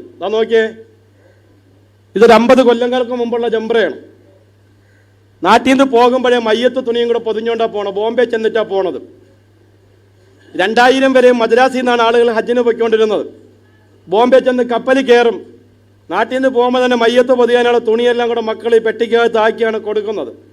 കപ്പലിൽ വെച്ച് മരിക്കുകയാണെങ്കിൽ കപ്പലിൽ വെച്ച് തന്നെ പൊതിഞ്ഞ് കല്ല് കെട്ടി കപ്പലിൽ തന്നെ അവിടെ നിന്ന് കടലിൽ താക്കും. കുറച്ചുകൂടെ കഴിഞ്ഞാൽ ഫ്രീസർ സംവിധാനം വന്നപ്പോൾ മരിക്കുന്നവരെ ഫ്രീസർ എടുത്ത് വെക്കും. ജിദ്ദയിലെത്തുമ്പോൾ അവിടെ എടുത്തടക്കും. അങ്ങനെയായിരുന്നു. ഏകദേശം ശവ്വാലൊക്കെ ആകുമ്പോഴേ പുറപ്പെട്ടു തുടങ്ങും, എങ്കിലേ അവിടെ എത്തുള്ളൂ. അത്രയും ദീർഘമായ കഷ്ടപ്പാട് പെട്ടിട്ടാണ്. നമ്മളെ നാട്ടിൽ നിന്ന് നേരത്തെ ആകെ ഉണ്ടായിരുന്നൊരു ഹാജിയാരോട് 1.5 ലക്ഷം ഉപ്പുപ്പ. അള്ളാഹു അദ്ദേഹത്തിന്റെ ഹജ്ജ് എല്ലാവർക്കും അറിയാവുന്ന ഒരു ഹാജി, നമുക്ക് പറയാൻ പറ്റുന്ന ഒരു ഹാജി ആരായിരുന്നു? ഷനവാസാക്കൊക്കെ ഓർമ്മയുണ്ട്. നമ്മളെ ചെറുപ്പത്തിൽ നമ്മളെ കുഞ്ഞിലേക്ക് ഓർമ്മയുണ്ടല്ലോ. ഇത്രയും താടിയും. നേരത്തെ ഇവിടെ ഉണ്ടായിരുന്ന നിസാം മുസ്ലിയാർ അദ്ദേഹത്തിന്റെ മാമാണ്. അദ്ദേഹം ഹജ്ജ് കഴിഞ്ഞ് വന്ന് ആ എല്ലാ വസ്ഫോട് കൂടിയാണ് എന്ത് ചെയ്തത്, ജീവിച്ചത്. വലിയ വക്കാറുള്ള മനുഷ്യനായിരുന്നു. അതിനെ കണ്ടാൽ തന്നെ ഭയങ്കര ഭയപ്പാടായിരുന്നു. വലിയ മനുഷ്യനായിരുന്നു. നമ്മുടെ നാട്ടിലെ എനിക്ക് വന്നത് നമുക്ക് നീണ്ടൊരു കാലം ഹാജിമാരായിട്ട് കപ്പലിലാണ് ബോംബെ എന്ന് പോയത്. ഹജ്ജ് കഴിഞ്ഞ് വരുമ്പോഴൊക്കെ ഭയങ്കര അത്ഭുത മനുഷ്യനായിരുന്നു. ആര്? അദ്ദേഹം ഒരു വലിയ അത്ഭുത മനുഷ്യനായിരുന്നു. ആ കാലത്ത് എറിയുന്ന ജംറ ഈ ജംറയാണ്. അത് കഴിഞ്ഞ് പിന്നെ ജംറ കുറച്ചുകൂടി പുരോഗമിച്ച് നോക്ക്. ഇവിടെ മരിച്ചിരിക്കും, തിക്കിലും തിരക്കിലും ഒരുപാട് എല്ലാ വർഷത്തിലും ആളുകൾ മരിച്ചിരിക്കും. അത് കഴിഞ്ഞ ശേഷമുള്ള ജംറയാണ്.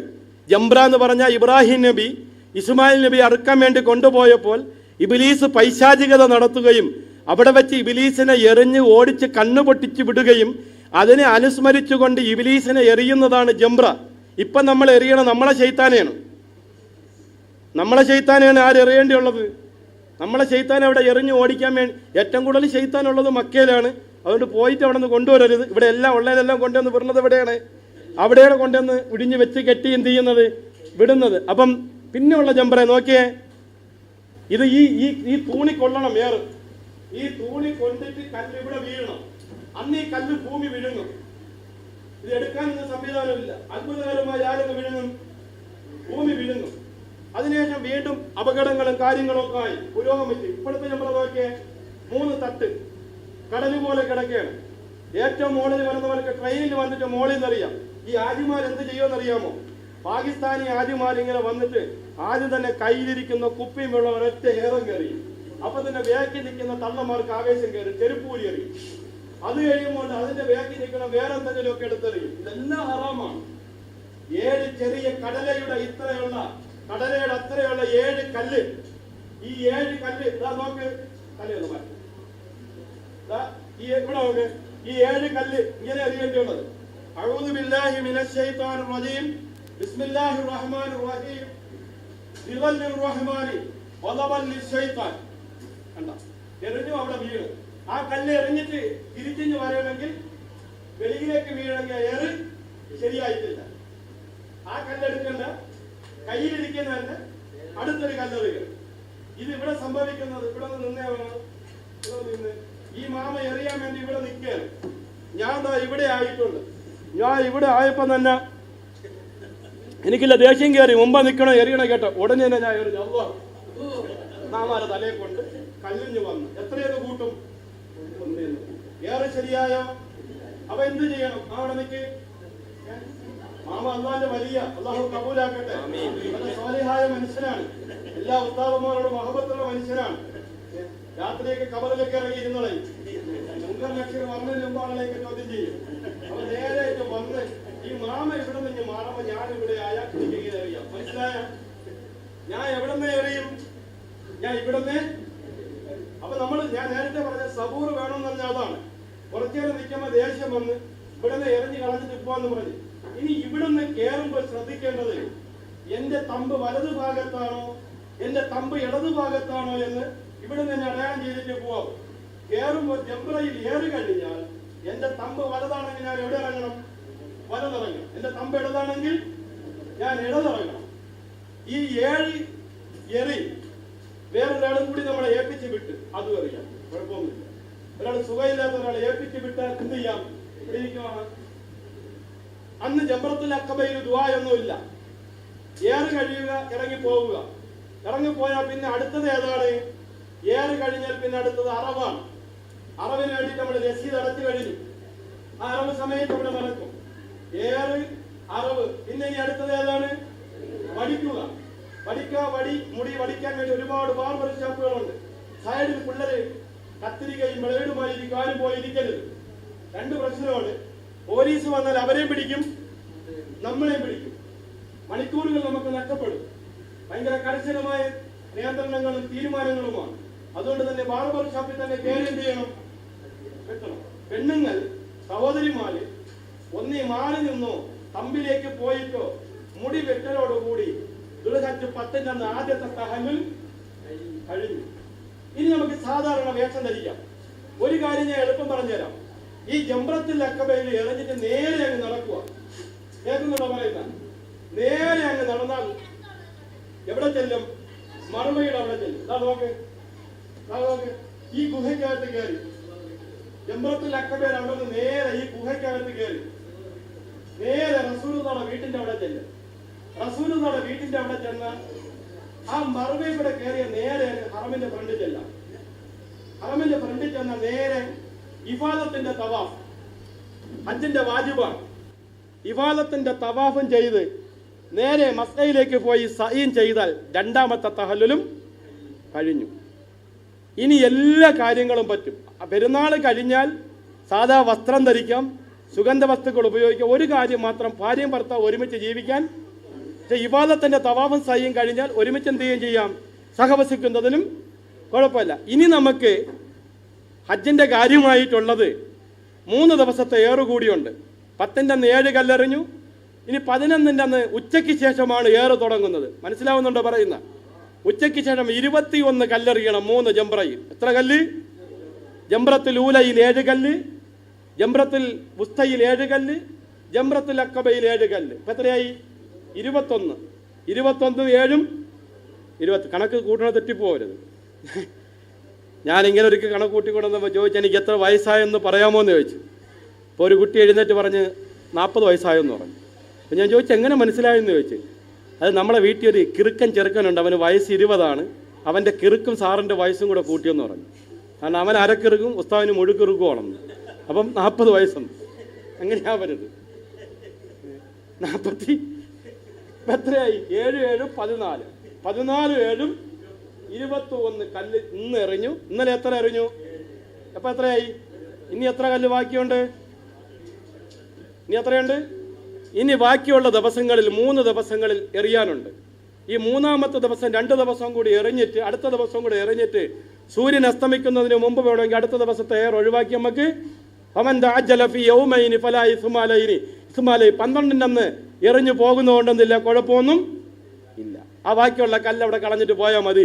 സൂര്യൻ അസ്തമിക്കുന്നതിന് മുമ്പ് മിന വിടാൻ പറ്റിയിട്ടില്ലെങ്കിൽ പിറ്റേ ദിവസത്തെ ഏറും കൂടി എറിഞ്ഞിട്ടേ പോവ്. അങ്ങനെ എറിയുന്നവർ ഇന്ത്യക്കാർ, അഫ്ഗാനികൾ, ഫലസ്തീനികൾ, ബോസ്നിയക്കാർ, പാകിസ്ഥാനികൾ, ഇവരെല്ലാം 4 ദിവസത്തെ ഏറും പൂർത്തിയാക്കിയേ പോകുള്ളൂ. ഹജ്ജിന്റെ എല്ലാ ഇബാദത്തും കഴിഞ്ഞ് നേരെ നമ്മൾ അസീസിയയിലേക്ക് വരും. ഇനി ഹറമിലോട്ടൊന്നും നമുക്ക് 7 അയലത്തോലും അടുക്കാൻ പറ്റൂല, ജുമയ്ക്കൊന്നും നമുക്ക് എത്തിപ്പെടാൻ പറ്റൂല. ഈ ഹജ്ജ് കഴിഞ്ഞ് വന്നാൽ പിന്നെ ഫർദും ഇല്ല, സുന്നത്തും ഇല്ല, ഒരൊറ്റ കടത്താം. എല്ലാം കിട്ടിയല്ലോ, സ്വർഗവും എല്ലാം കിട്ടി. കാലിന് നീര്, കൈക്ക് നീര്, ഇനി എനിക്ക് നിസ്കാരമൊന്നും വേണ്ട. അടുത്ത ആഴ്ച പറയും ഒരു കമ്മീസ് ഒരു തൊപ്പിയും മേടിച്ചോടെ അളയാ. നാട്ടിൽ ചെല്ലുമ്പോൾ, തിരുവനന്തപുരത്ത് ചെല്ലുമ്പം ഇത് ഇട്ടുകൊണ്ട് ഇറങ്ങണം, ഇനി നാട്ടിൽ ചെല്ലുന്ന വരെ നിസ്കാരമൊന്നുമില്ല. അങ്ങനെയല്ല, അള്ളാഹു സ്വീകരിച്ചതിൻ്റെ അടയാളം അപ്പോഴാണ് പ്രകടമാവുന്നത്. കഴിയുന്നവരൊക്കെ ഹറമിൽ പോകും, അല്ലാത്തവർ അവിടെ നിന്ന് അടുത്ത പള്ളികളിലൊക്കെ നിസ്കരിച്ച്. ഇനി ഒരൊറ്റ കാര്യം മാത്രം ബാക്കിയുണ്ട്, വിദാഇൻ്റെ തവാഫ്. വിദാഇൻ്റെ തവാഫും കഴിഞ്ഞ് നമ്മൾ നാട്ടിലേക്ക് മടങ്ങും. അള്ളാഹു കബൂലാക്കുമാറാകട്ടെ. എല്ലാവർക്കും മനസ്സിലായ? എന്തെങ്കിലും ഹജ്ജിനെ കുറിച്ചോ ഉംറയെ കുറിച്ചോ സംശയം ചോദിച്ചിട്ട് ഇൻഷാ അല്ലാഹ് മദീനയെ കുറിച്ചുകൂടി അല്പം പറഞ്ഞ് നമുക്ക് ദുആരന്ന് ചായ കുടിച്ച് നമുക്ക് പിരിയ. അള്ളാഹു തൗഫീഖ് ചെയ്യട്ടെ. സംശയക്കാർ പെട്ടെന്ന് ചോദിക്കും. ഇൻഷാ അല്ലാഹ് ആരും ചോദിക്കണം, എങ്കിലല്ലേ കാര്യമാവോ.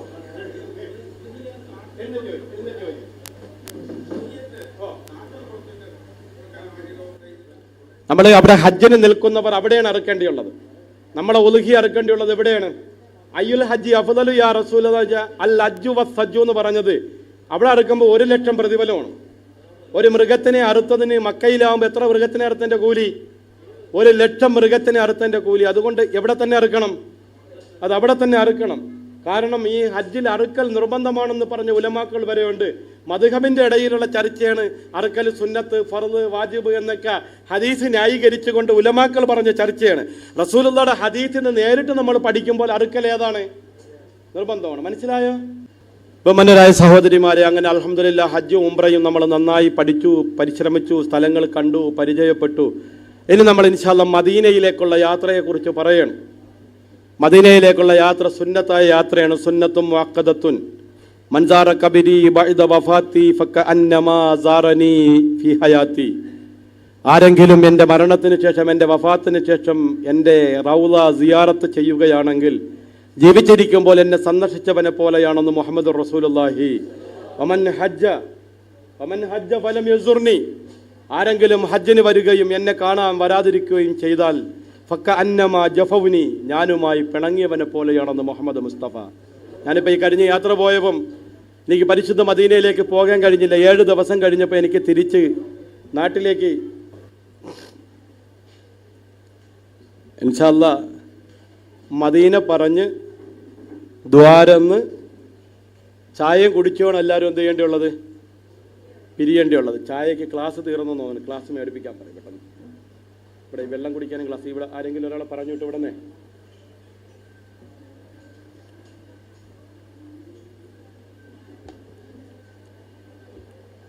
ബഹുമാന്യരായ സഹോദരിമാരെ, പ്രിയപ്പെട്ട ഉമ്മമാരെ, ഹജ്ജ് ഫർളായതുപോലെ തന്നെ റൗള ശരീഫ് സിയാറത്ത് ചെയ്യൽ നമ്മളെ മനസ്സിന്റെ ആഗ്രഹം.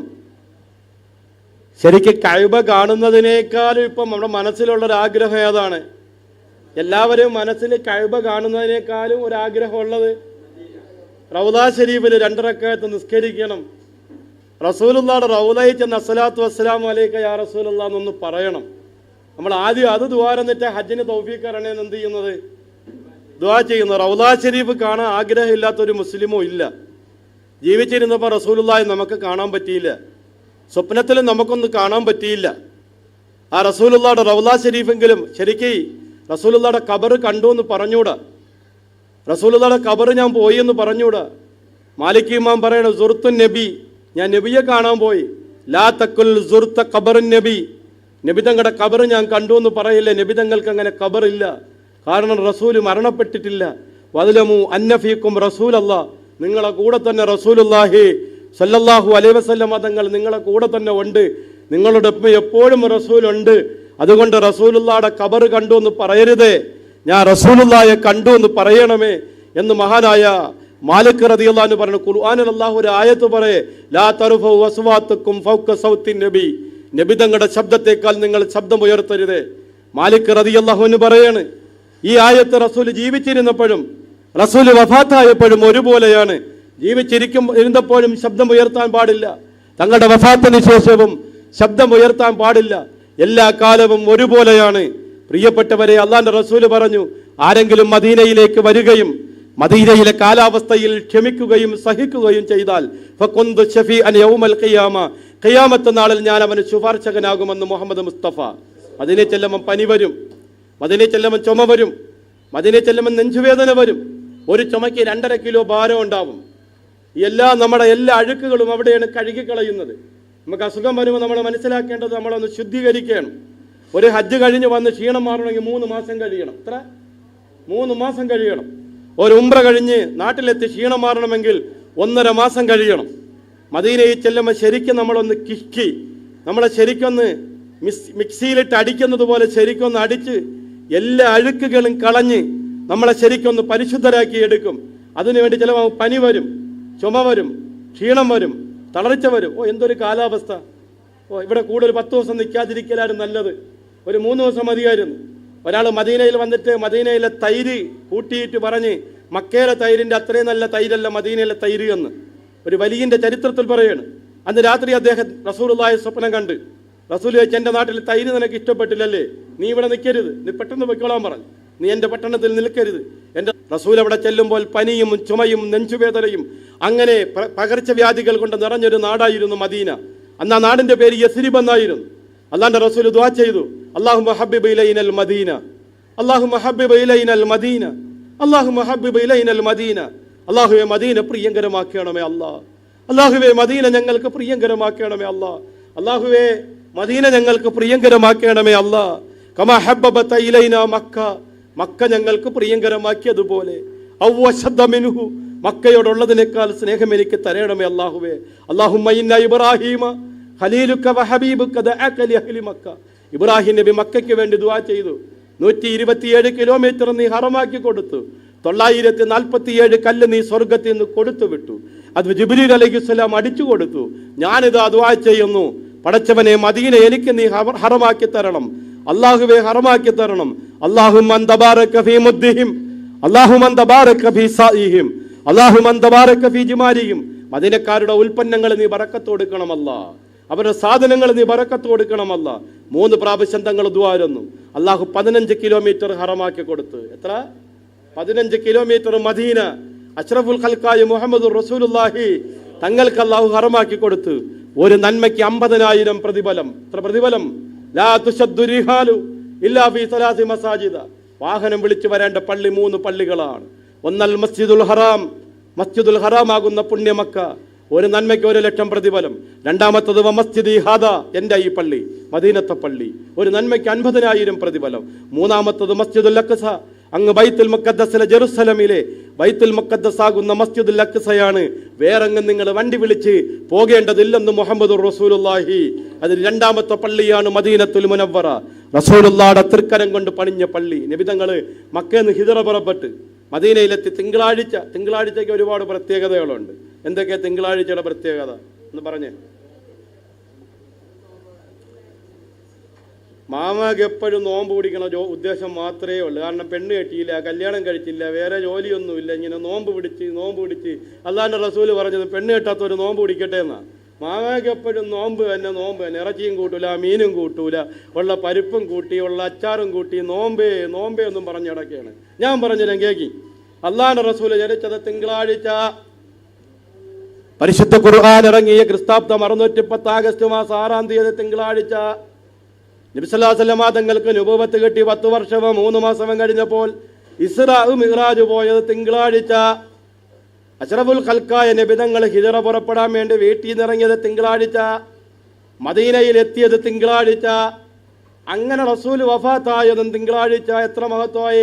അതുകൊണ്ട് നിങ്ങൾ തിങ്കളാഴ്ച നോമ്പ് പിടിക്കണം. മാമ പറഞ്ഞിടത്തേക്ക് എത്തി കാര്യം. അൽഹംദുലില്ലാ, അല്ലാഹു കബൂലാക്കുമാറാകട്ടെ.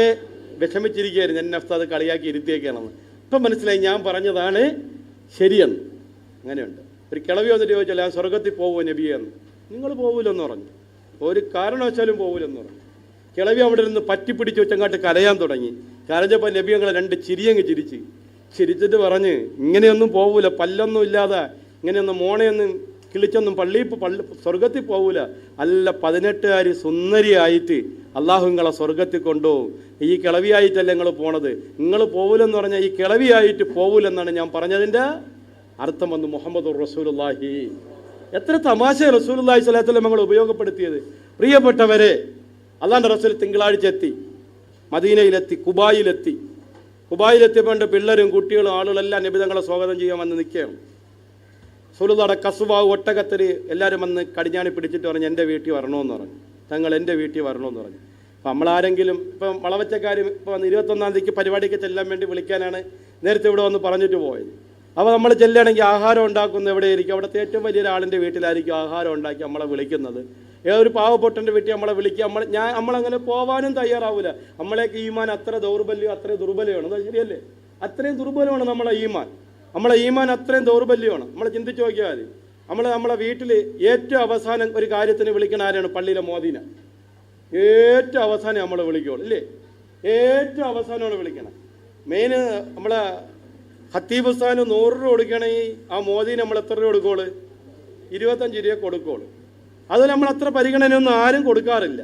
നമ്മൾ ആദ്യം പരിഗണിക്കേണ്ടത് ആരെയാണ്? മോദീനെയാണ് നമ്മൾ ആദ്യം പരിഗണിക്കേണ്ടത്. സദക്ക ഏറ്റവും വ്യത്യാസം കൊടുക്കണം. അൻസിലിനാസോ മനാസിലോ എന്നാണ്. കളക്ടർ കൊടുക്കുന്ന കസേര കൊടുത്താൽ പോരാ. ആർക്ക്? പിയൂണ് കൊടുക്കുന്ന കസേര ആർക്ക് കൊടുത്താൽ പോരാ?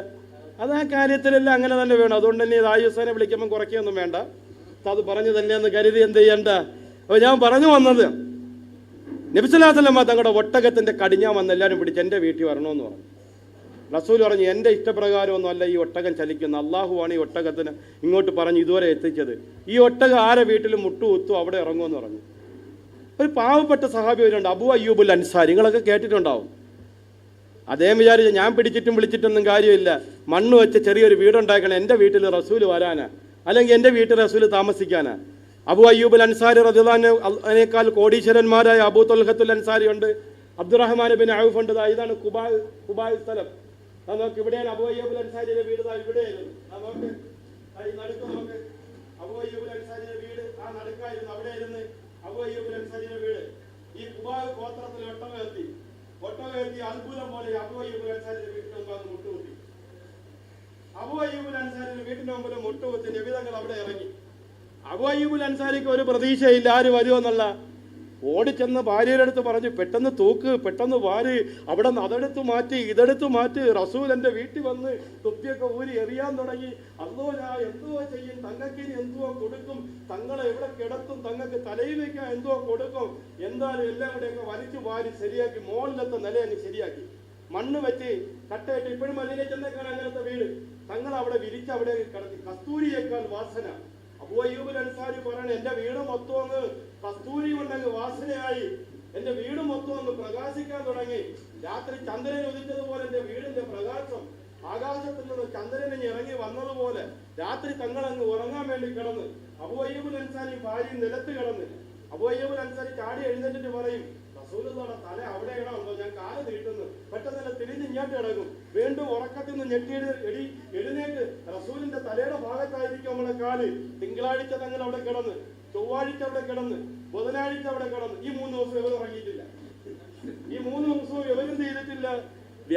ഈ 3 ദിവസത്തിനിടയിൽ മദീനയിൽ ഖുബാഉ പള്ളി തങ്ങളുടെ കൈകൊണ്ട് നിർമ്മിക്കുകയാണ്.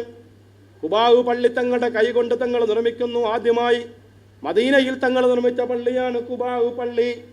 അല്ലാഹുവിന്റെ റസൂൽ പറഞ്ഞു, ആരെങ്കിലും വീട്ടിൽ നിന്ന് ഓതുവെടുത്ത് ആരെങ്കിലും എൻ്റെ ഖുബാഉ പള്ളിയിലേക്ക് വന്ന് 2 റക്അത്ത് നിസ്കരിച്ചാൽ ഒരു ഉംറ ചെയ്ത കൂലി കിട്ടുമെന്ന് മുഹമ്മദ് മുസ്തഫ. അതുകൊണ്ട് തന്നെ ഖുബാഉ പള്ളിയിൽ 2 റക്അത്ത് നിസ്കരിച്ചാൽ ഒരു ഉംറ ചെയ്ത കൂലിയുണ്ട്. ഇതാണ് ഖുബാഉ പള്ളി. എല്ലാ ശനിയാഴ്ചയും റസൂൽ കാൽനടയായി ഖുബാഉ പള്ളിയിൽ വരുമായിരുന്നു. ഈ പള്ളിയുടെ ഫ്രണ്ടിൽ ഒരു കിണറുണ്ട്. ആ കിണറിൽ റസൂലുള്ളാഹിയുടെ മോതിരം വീണിട്ടുണ്ട്. അടുത്ത സമയം വരെയും ആ കിണറ്റിലെ വെള്ളം ശിഫായിന് ഉപയോഗിക്കുമായിരുന്നു. ഇപ്പോഴാ കിണർ മൂടിക്കളഞ്ഞ കിണർ കാണിച്ചു തരാം. ഈ കിണറിൽ അല്ലാഹുവിന്റെ റസൂലും അബൂബക്കർ സിദ്ദീഖും ഉമറുൽ ഫാറൂഖും ഉസ്മാൻ ബിൻ അഫ്ഫാനും കൂടി വന്നിരിക്കുമ്പോൾ നബി തങ്ങൾ പറയും, ഒരു നബി, 2 സിദ്ദീഖ്, ഒരു സിദ്ദീഖ്, 2 ഷഹീദന്മാര്. ഇങ്ങനെ ഒരു നബി, ഒരു സിദ്ദീഖ്, 2 ഷഹീദന്മാർ. ആര് നബി? മുഹമ്മദ് മുസ്തഫ. ആര് സിദ്ദീഖ്? അബൂബക്കർ സിദ്ദീഖ്, രണ്ട് ഷഹീദന്മാർ ആര്? ഉമർ ഇബ്നുൽ ഖത്താബ് റളിയല്ലാഹു അൻഹു, ഉസ്മാൻ ഇബ്നു അഫ്ഫാൻ റളിയല്ലാഹു അൻഹു. റസൂലുള്ളാഹി ഒരു മോതിരം ഈ കിണറ്റിനകത്ത് വീണുപോയി, അതിപ്പോ മൂടിയിട്ടുണ്ട്, അത് കാണിച്ചു കൊടുത്തേ. ഈ ഭാഗത്താണ്, ഈ കാണുന്ന ഭാഗത്തായിട്ട് ഇപ്പൊ അത് മൂടിയിട്ടുണ്ട്. ഞങ്ങളൊക്കെ അത് നേരിട്ട് കണ്ടിട്ടുണ്ട്. അല്ലാഹു തആല ഇവിടെ എത്താനും പോകാനും ഒക്കെ തൗഫീഖ് തരട്ടെ. 3 ദിവസം ഇവിടെ താമസിച്ചു. ഈ പള്ളി ഉണ്ടാക്കി, ഉബാവ് പള്ളി ഉണ്ടാക്കി. വ്യാഴാഴ്ച രാവിലെ തങ്ങൾ ഇവിടെ നിറങ്ങി. ഇവിടെ മതി, തമ്പിലേക്ക് പോയാൽ മതി. ഇൻഷാ അല്ലാഹ് അല്ലാഹു തൗഫീഖ് ചെയ്യട്ടെ, അല്ലാഹു തൗഫീഖ് ചെയ്യട്ടെ. ഇൻഷാ അല്ലാഹ് അല്ലാഹു തൗഫീഖ് ചെയ്യണേ. ചിലപ്പോൾ നിങ്ങളെയൊക്കെ നമുക്ക് അവിടെ വെച്ച് കാണാം. ഇൻഷാ അല്ലാഹ് കാണണമെങ്കിൽ നമുക്ക് എല്ലാവരും കൂടെയൊക്കെ ഒരുമിച്ച് കൂട്ടി നമുക്ക് ഇങ്ങനെയൊക്കെ ചെയ്യാം. അല്ലാഹു ചെയ്യാൻ തൗഫീഖ് തരട്ടെ. ചിലപ്പോൾ അല്ലാഹു അല്ലേ തൗഫീഖ് തരണം. ആരെങ്കിലും വന്നിട്ട് ദുൽഹജ്ജ് 1 പറയാണ്, ഉസ്താദ് പോയിട്ട് വാപ്പാക്ക് ഒരു ഹജ്ജ് ചെയ്തിട്ട് വാ ഉസ്താദ് എന്ന് പറഞ്ഞാൽ ദുൽഹജ്ജ് 1 വന്നാൽ മതിയല്ലോ. അന്ന് 13 അന്ന് തിരിച്ചെന്ത് ചെയ്യാം, വരെയും ചെയ്യാമല്ലോ. അതൊക്കെ ചിലപ്പോൾ നടക്കുന്ന കാര്യങ്ങളല്ലേ. ചിലപ്പോൾ അപ്പം എല്ലാവരും അവിടെ വെച്ച് കാണാം. അല്ലാഹു കാണാൻ തൗഫീഖ് തരട്ടെ. അപ്പോൾ നമുക്കാണെങ്കിൽ വന്നാൽ പിന്നെ നിങ്ങൾ എവിടെയൊക്കെ താമസിക്കണമെന്ന് ഓരോരുത്തരും താമസിക്കുന്ന സ്ഥലങ്ങൾ കണ്ടുപിടിക്കാനൊക്കെ വളരെയേതാണ് എളുപ്പമായ കാര്യമാണ്. അപ്പൊ ഞാൻ പറഞ്ഞു വന്നത്, അവിടെ നിന്ന് നബി തങ്ങൾ ഈ പള്ളി നോക്കിയേ, ലോകത്തെ ആദ്യത്തെ ജുമാ നടന്ന പള്ളിയാണ്. ഏത് പള്ളിയാണ്? ലോകത്തെ ചായ കൊടുത്തിട്ട് പറഞ്ഞാൽ മതിയാ പോലെ നോപ്പാക്കിയ ചായ വിട്ടു കൊടുക്കും, ചായ കടി കൊടുക്കും.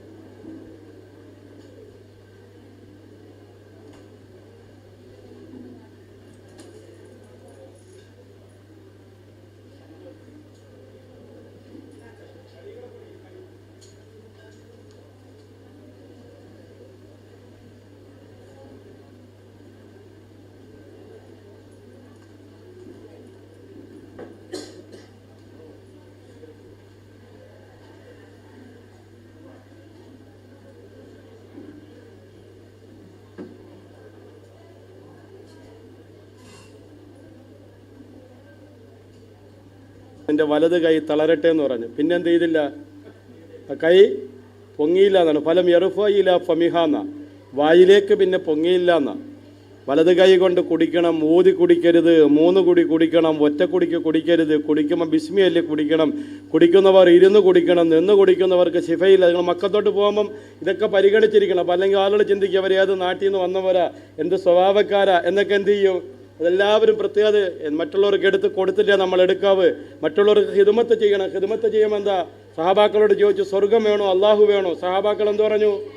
ഞങ്ങൾക്ക് അള്ളാഹുവിനെ വേണമെന്ന് പറഞ്ഞു. അവർ പറഞ്ഞു ഹിദ്മത്ത് ചെയ്യുക, ഹിദ്മത്ത് ചെയ്താൽ അള്ളാഹുവിനെ കിട്ടും, നിസ്കരിച്ചാൽ സ്വർഗം കിട്ടും. അവ നിസ്കരിച്ചാൽ നിങ്ങൾക്ക് സ്വർഗം കിട്ടും, ഹിദ്മത്ത് ചെയ്താൽ അള്ളാഹുവിനെ കിട്ടും. അള്ളാഹുവിനെ കിട്ടിയ ഏതും കിട്ടും, സ്വർഗവും കിട്ടും. പക്ഷെ സ്വർഗം കിട്ടിയ ആരെ കിട്ടണമെന്നില്ല, അള്ളാഹുവിനെ കിട്ടണമെന്നില്ല. അപ്പോൾ എല്ലാ കാര്യങ്ങളും അൽഹംദുലില്ലാ നിങ്ങളെ പരിഗണിക്കുക. നമുക്ക് ഇൻഷാ അല്ലാഹ് പെട്ടെന്ന് പറഞ്ഞു തീർക്കാൻ സഹിക്കാൻ വയ്യാത്ത ചൂട് ഉണ്ടെന്ന് എനിക്കറിയാം. വളരെ അത്യന്താപേക്ഷിതമായ മദീന നമ്മൾ അല്പം പറയാതെ നിർത്തിപ്പോയാൽ അതൊരു അദബ് കേട് മര്യാദക്കേടും ആവുന്നത് കൊണ്ടാണ് മദീന പറഞ്ഞിട്ട് നിർത്താൻ വേണ്ടിയിട്ട് വളരെ സ്പീഡിന് പോകുന്നത്. ഇതാണ് ലോകത്തെ ആദ്യത്തെ ജുമഅ നടന്ന പള്ളി. ഇവിടുത്തെ ഖത്തീബിൻ്റെ പേരറിയാമോ? ലോകത്തെ ആദ്യത്തെ ജുമഅ നടത്തിയ ഖത്തീബിൻ്റെ പേരറിയാമോ? അസ്അദ് ബിൻ സുറാറ എന്നാണ് ലോകത്ത് ആദ്യം ജുമഅ നടത്തിയ ഖത്തീബിൻ്റെ പേര്. അസ്അദ് ബിൻ സുറാറ എന്നാണ്. ഇദ്ദേഹത്തിന് ആ സഹാബി വരുന്ന ജന്നത്തുൽ ബഖീലടക്കിയ നബി തങ്ങൾ അന്ന് ആ വെള്ളിയാഴ്ച തങ്ങൾ അവിടെ ജുമാ നിസ്കരിച്ചു. അന്ന് മദീനത്ത് പള്ളിയൊന്നുമില്ല. അവിടെ നിന്ന് നബി സല്ലല്ലാഹു അലൈഹി വസല്ലം തങ്ങൾ ഇറങ്ങി ഇപ്പം മദീനത്ത് പള്ളി നിൽക്കുന്ന സ്ഥലത്തെത്തി. ശ്രദ്ധിച്ച് കേൾക്കണേ, മദീനത്ത് പള്ളി നിൽക്കുന്ന സ്ഥലത്തെത്തി. മഹാനായ അബൂബക്കർ സിദ്ദീഖ് റളിയല്ലാഹു അൻഹു 2 യതീമീങ്ങളായ മക്കളുടെ വസ്തു വലിയ വില കൊടുത്തു വാങ്ങിയിട്ട് 1200 സ്ക്വയർ ഫീറ്റ് വരുന്ന മദീനത്തെ പള്ളി ഈന്തപ്പന ഓല കൊണ്ട് തങ്കാഭരണം ചാർത്തിയിട്ടില്ലാത്ത, പട്ടുമെത്ത വിരിച്ചിട്ടില്ലാത്ത, ഇന്നത്തെ മോഡലൊന്നും ഇല്ലാത്ത ഒരു പള്ളി അല്ലാഹുവിന്റെ റസൂല് 1200 സ്ക്വയർ ഫീറ്റിന് നിർമ്മിച്ചു. അതാണ് അല്ലാഹുവിന്റെ റസൂലിന്റെ തൃക്കരം കൊണ്ട് നിർമ്മിച്ച പള്ളി. ആ പള്ളിയിലാണ് 50 റക്അത്ത് ഒരു നന്മയ്ക്ക് 50,000 പ്രതിഫലം അള്ളാഹു നിശ്ചയിച്ചിരിക്കുന്നത്. അവിടെ 15 കിലോമീറ്റർ അള്ളാഹു ഹറമായിട്ട് നിശ്ചയിച്ചു.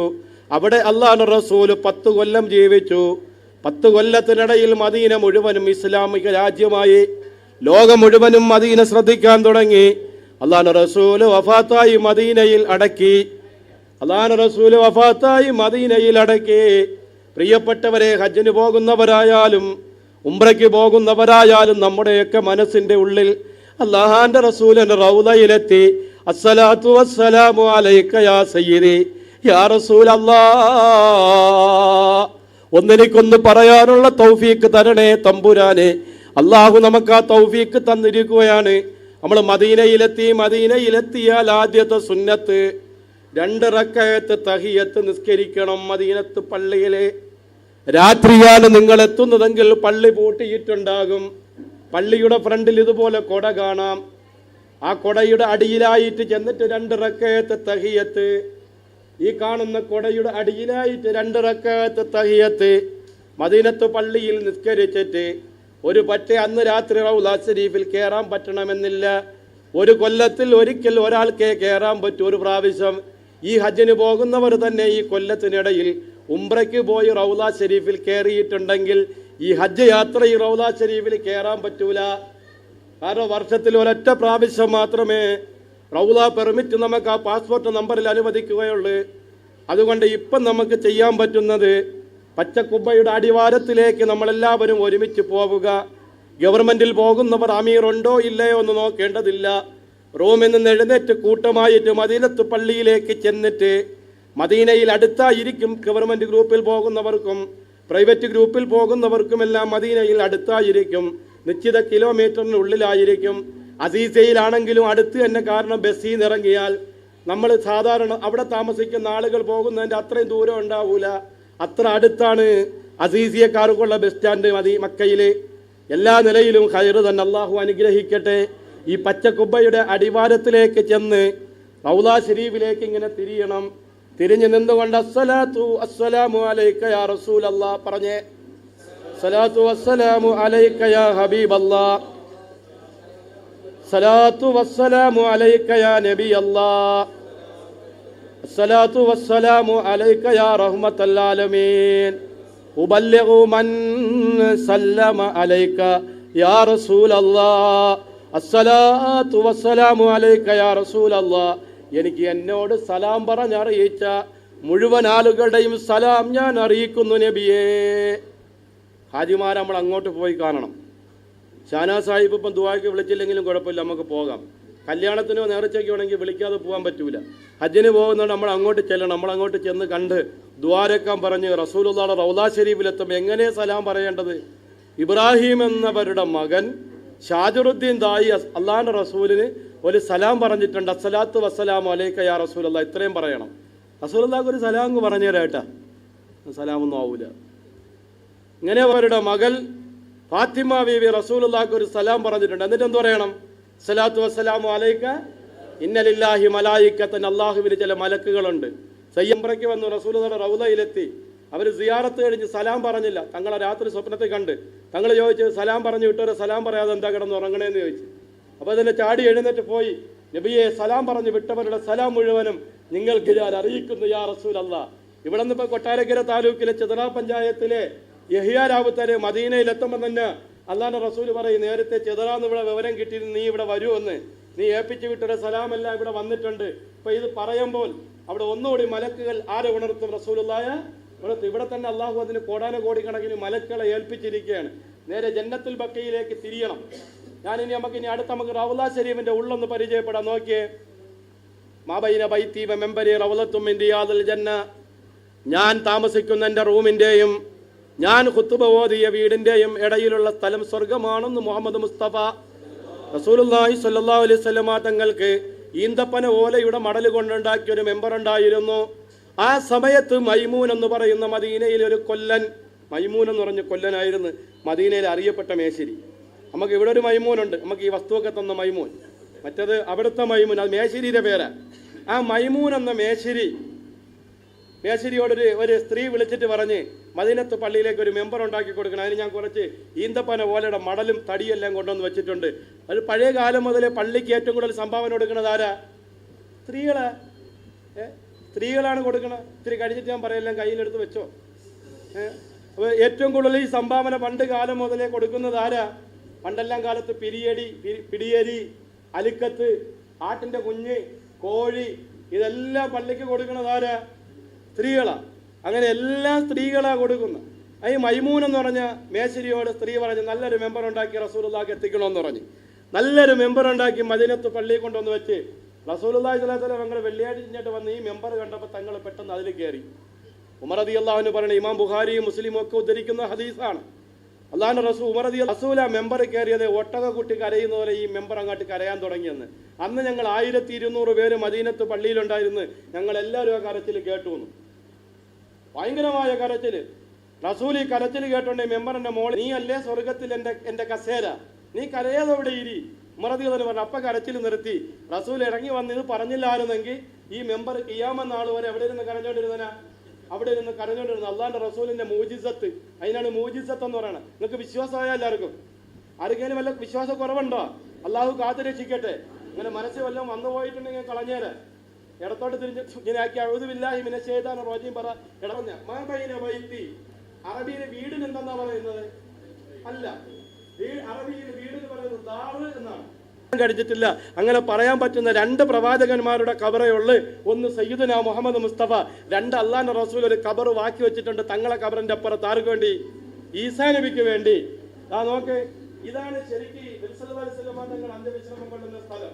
അതിന് മുമ്പ് നോക്ക്, നമ്മൾ പറഞ്ഞു മാബൈന ബൈത്തി മെമ്പരി, അവിടെയുള്ള 2 റക്അത്ത് നിസ്കരിക്കാൻ നമ്മൾ ആഗ്രഹിക്കുന്നത്. അവിടെ 2 റക്അത്ത് നിസ്കരിക്കുന്നത് സ്വർഗത്തിൽ നിസ്കരിച്ചതുപോലെയാണ്. അള്ളാഹു തൗഫീഖ് തരട്ടെ. നമ്മുടെ ആളിൽ കയറി ഉടനെ എന്ത് പറയുക? കൈ കെട്ടും, ഓതി, സൂറത്തുമില്ല, ഒന്നുമില്ല. സലാം കഴിഞ്ഞിട്ടുണ്ട്. പെട്ടെന്ന് നിസ്കാരം കഴിഞ്ഞാൽ സലാം വീട്ടിൽ ബാക്കിൽ പോലീസാണ് പറഞ്ഞ 1 മിനിറ്റ് കൊണ്ട് ഇറങ്ങി. ഒരാൾക്ക് 5 മിനിറ്റ് ഉണ്ട്. ഇപ്പം 5 മിനിറ്റ് ഉള്ളപ്പോൾ ശരിക്കും കൈ കെട്ടി സുജൂദിലോട്ട് അങ്ങോട്ട് കിടന്ന് ശരിക്കും ദുആ ചെയ്യണം. ആരും നിസ്കരിക്കുന്നവരെന്ത് ചെയ്യൂല? ഏറ്റവും അവസാന ശക്തി ഇറക്കോളൂ. 2 റക്അത്ത് വലിയ സൂറത്ത് ഓതി അങ്ങോട്ട് ദുആ നിസ്കരിച്ച് സലാം വീട്ടിനോട് ഇറങ്ങണം. സ്വർഗത്തിൽ ഇരിക്കാൻ കിട്ടിയ സമയമാണ് ഇത്. ആളുകൾ അങ്ങോട്ട് ചെന്ന ഉടനെ സ്പീഡ് കൂട്ടി നിസ്കരിച്ച് പെട്ടെന്ന് തന്നെ പോലീസ് വന്ന് ബേക്കിലടിച്ചെടുത്ത് കളയും. അള്ളാഹു അതിന് നമുക്ക് തൗഫീഖ് ചെയ്യട്ടെ.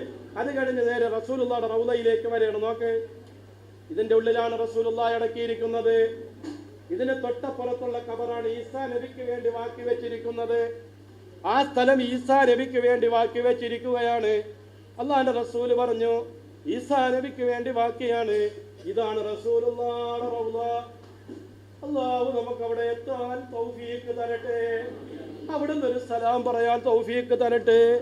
അവിടെയോടൊന്ന് സലാം അടക്കാൻ തൗഫീഖ് തരട്ടെ.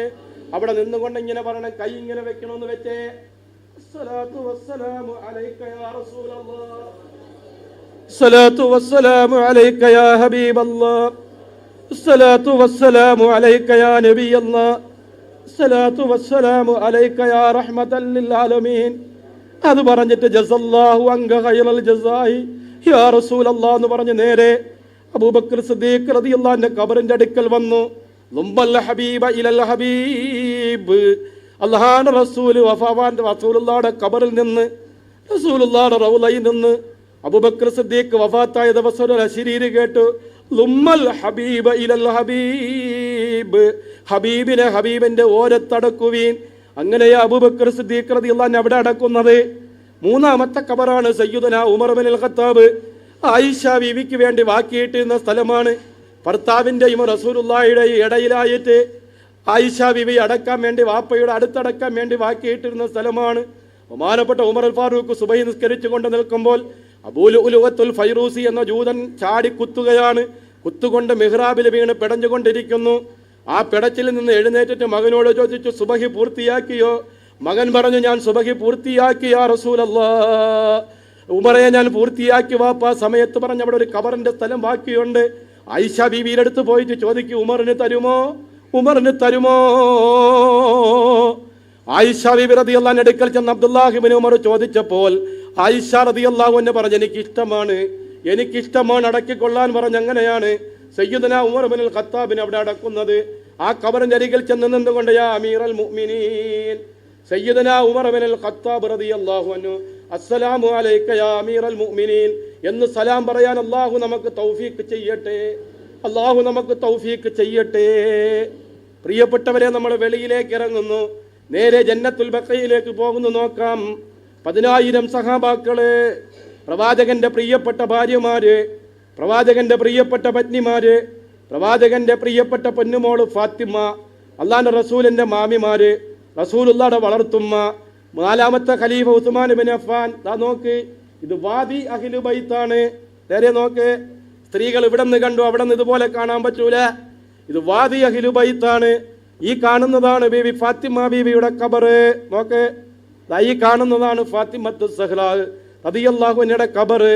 റസൂൽ വഫാത്താകുന്നതിന് 6 മാസം മുമ്പ് ഫാത്തിമ ബീവി റസൂലുള്ളാഹിയുടെ അരികിൽ ഇരിക്കുകയാണ്. ലോകത്ത് ഇതുപോലെ ഒരു വാപ്പായെ സ്നേഹിച്ച മോളില്ല, ഇതുപോലെ ഒരു മോളെ സ്നേഹിച്ച വാപ്പായുമില്ല. റസൂലുള്ളാഹിയുടെ ജന്നൽ തുറക്കുമ്പോൾ ഫാത്തിമയുടെ വീട് കാണണം. അവിടെ നിന്ന് ഫാത്തിമ ബീവി തുറക്കുമ്പോൾ റസൂലുള്ളാഹിയുടെ വീട് കാണണം. ഒരു പ്രാവശ്യം ഫാത്തിമ ബീവി അവിടെ നിന്ന് മാറി താമസമായി റസൂൽ ഉറങ്ങിയില്ല. സഹാബാക്കൾ പറഞ്ഞു, നബിയെ, നിങ്ങളുടെ വീടിനരികിലേക്ക് ഞങ്ങൾ ഫാത്തിമയെ കൊണ്ടുവരികയാണ്. അവിടെ കൊണ്ടുവന്ന് താമസിപ്പിക്കുന്നത് വരെയും അല്ലാഹുവിന്റെ റസൂൽ ഉറങ്ങിയിട്ടില്ല. മാത്രമല്ല, റസൂൽ ജീവിച്ചിരിക്കുമ്പോൾ തന്നെ 6 മക്കളും മരിച്ചുപോയി. എത്ര മക്കള്? ലോകത്തൊരു ഉപ്പമാർക്കും ഈ ഒരു അവസ്ഥ വന്നിട്ടില്ല. ഫാത്തിമ ബീവി മാത്രമാണ് റസൂലിന്റെ വഫാത്ത് സമയത്ത് ജീവിച്ചിരിക്കുന്നത്. മാത്രമല്ല, എൻ്റെ പ്രിയപ്പെട്ട സഹോദരിമാരെ, ഒരു ദിവസം 2 മക്കളുടെ തലാഖ് ഒരുമിച്ച് സംഭവിക്കുന്നു. അബൂലഹബിന്റെ 2 മക്കള് ഒരുമിച്ച് വന്ന് റസൂലുള്ളാഹിയുടെ 2 മക്കളെ തലാഖ് ചൊല്ലുന്നു. ലോകത്ത് റസൂൽ അനുഭവിച്ച ത്യാഗം. അല്ലാഹുവിന്റെ റസൂൽ ഫാത്തിമ ബീവിയുടെ ചെവിയിലെ ഹജ്ജ് കഴിഞ്ഞ് വന്നിട്ട് പറഞ്ഞു, വാപ്പ മരിക്കും മോളെ, വാപ്പ മരിക്കും മോളെ. റസൂല് പറഞ്ഞു തീരേണ്ട താമസം ഫാത്തിമ ബീവി പൊട്ടി പൊട്ടി കരയാൻ തുടങ്ങി. ഉമ്മയില്ലാത്ത ഈ മകൾക്കാര് യാ റസൂലല്ലാഹ്, വാപ്പയും പോവുകയാണോ വാപ്പ എന്ന് ചോദിച്ചിട്ട് കരഞ്ഞു. ഇടത്തെ ചെവിയിൽ പറഞ്ഞു, മോളെ, 6 മാസത്തിനകം എൻ്റെ കുടുംബത്തിൽ നിന്ന് എന്നിലേക്ക് വന്നു ചേരുന്നത് നീയാണ്. 6 മാസം കഴിഞ്ഞ് പരിശുദ്ധ റമളാൻ 10ന്റെ അന്നാണ് ബീബി ഫാത്തിമ വഫാത്താകുന്നത്. റമളാൻ 10 ഫാത്തിമ ബീബിയുടെ വഫാത്ത് ദിനമാണ്. അലിയാര് തങ്ങളെ കയ്യിൽ പിടിച്ച്, ഹുസൈനാര് തങ്ങളെ കയ്യിൽ പിടിച്ചേൽപ്പിച്ചു. ഈ ദാമ്പത്തിക ജീവിതത്തിൽ വല്ല പൊരുത്തക്കേടും വന്നിട്ടുണ്ടെങ്കിൽ അങ്ങനെക്ക് പൊരുത്തപ്പെട്ടു തരണേ അലിയാരേ. എൻ്റെ മക്കളെ നിങ്ങളെ ഏൽപ്പിച്ച് ഞാൻ അള്ളാഹുവിന്റെ റഹ്മത്തിലേക്ക് പോവുകയാണെന്ന് പറഞ്ഞ് യാത്രയായ സയ്യിദത്തുന ഫാത്തിമത്തു സഹ്റാ. സമയമില്ല, ഇല്ലെങ്കിൽ നമുക്ക് ഫാത്തിമ ബീവിയെ കുറിച്ചൊക്കെ പറയായിരുന്നു. അള്ളാഹു തൗഫീഖ് തരട്ടെ. ഇൻഷാ അല്ലാഹ് ഇവിടെ നമ്മളൊരു വായതൊക്കെ വെക്കുന്നുണ്ട്. അപ്പം നിങ്ങളെല്ലാവരെയും വിളിക്കാം. നല്ല നല്ല തണുപ്പുള്ള സമയം നോക്കി ഇൻഷാ അല്ലാഹ് ഒരു വായതൊക്കെ വെക്കുന്നു. അതുപോലെ ഈ ബുധനാഴ്ചയൊക്കെ നടക്കുന്ന സ്വലാത്തിന് ദുആക്കൊക്കെ നിങ്ങൾ അപ്പോഴൊക്കെ നമുക്ക് പറയാം. അള്ളാഹു പറയാൻ തൗഫീഖ് തരട്ടെ. അള്ളാഹു കേൾക്കാൻ തൗഫീഖ് തരട്ടെ. ഫാത്തിമ ബീവിയുടെ ഖബറാണ് ഈ ഖബർ. പെണ്ണുങ്ങളുടെ ഖബറിന് ഒരു പ്രത്യേകത ഉണ്ട്. 2 കല്ലാണ്. ആണുങ്ങളുടെ ഖബറിന് ഒരു പ്രത്യേകത ഉണ്ട്. ഒരു കല്ലേ കാണും.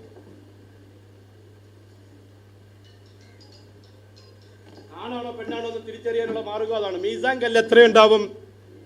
2 കല്ലുണ്ടാവും. നോക്കിയേ,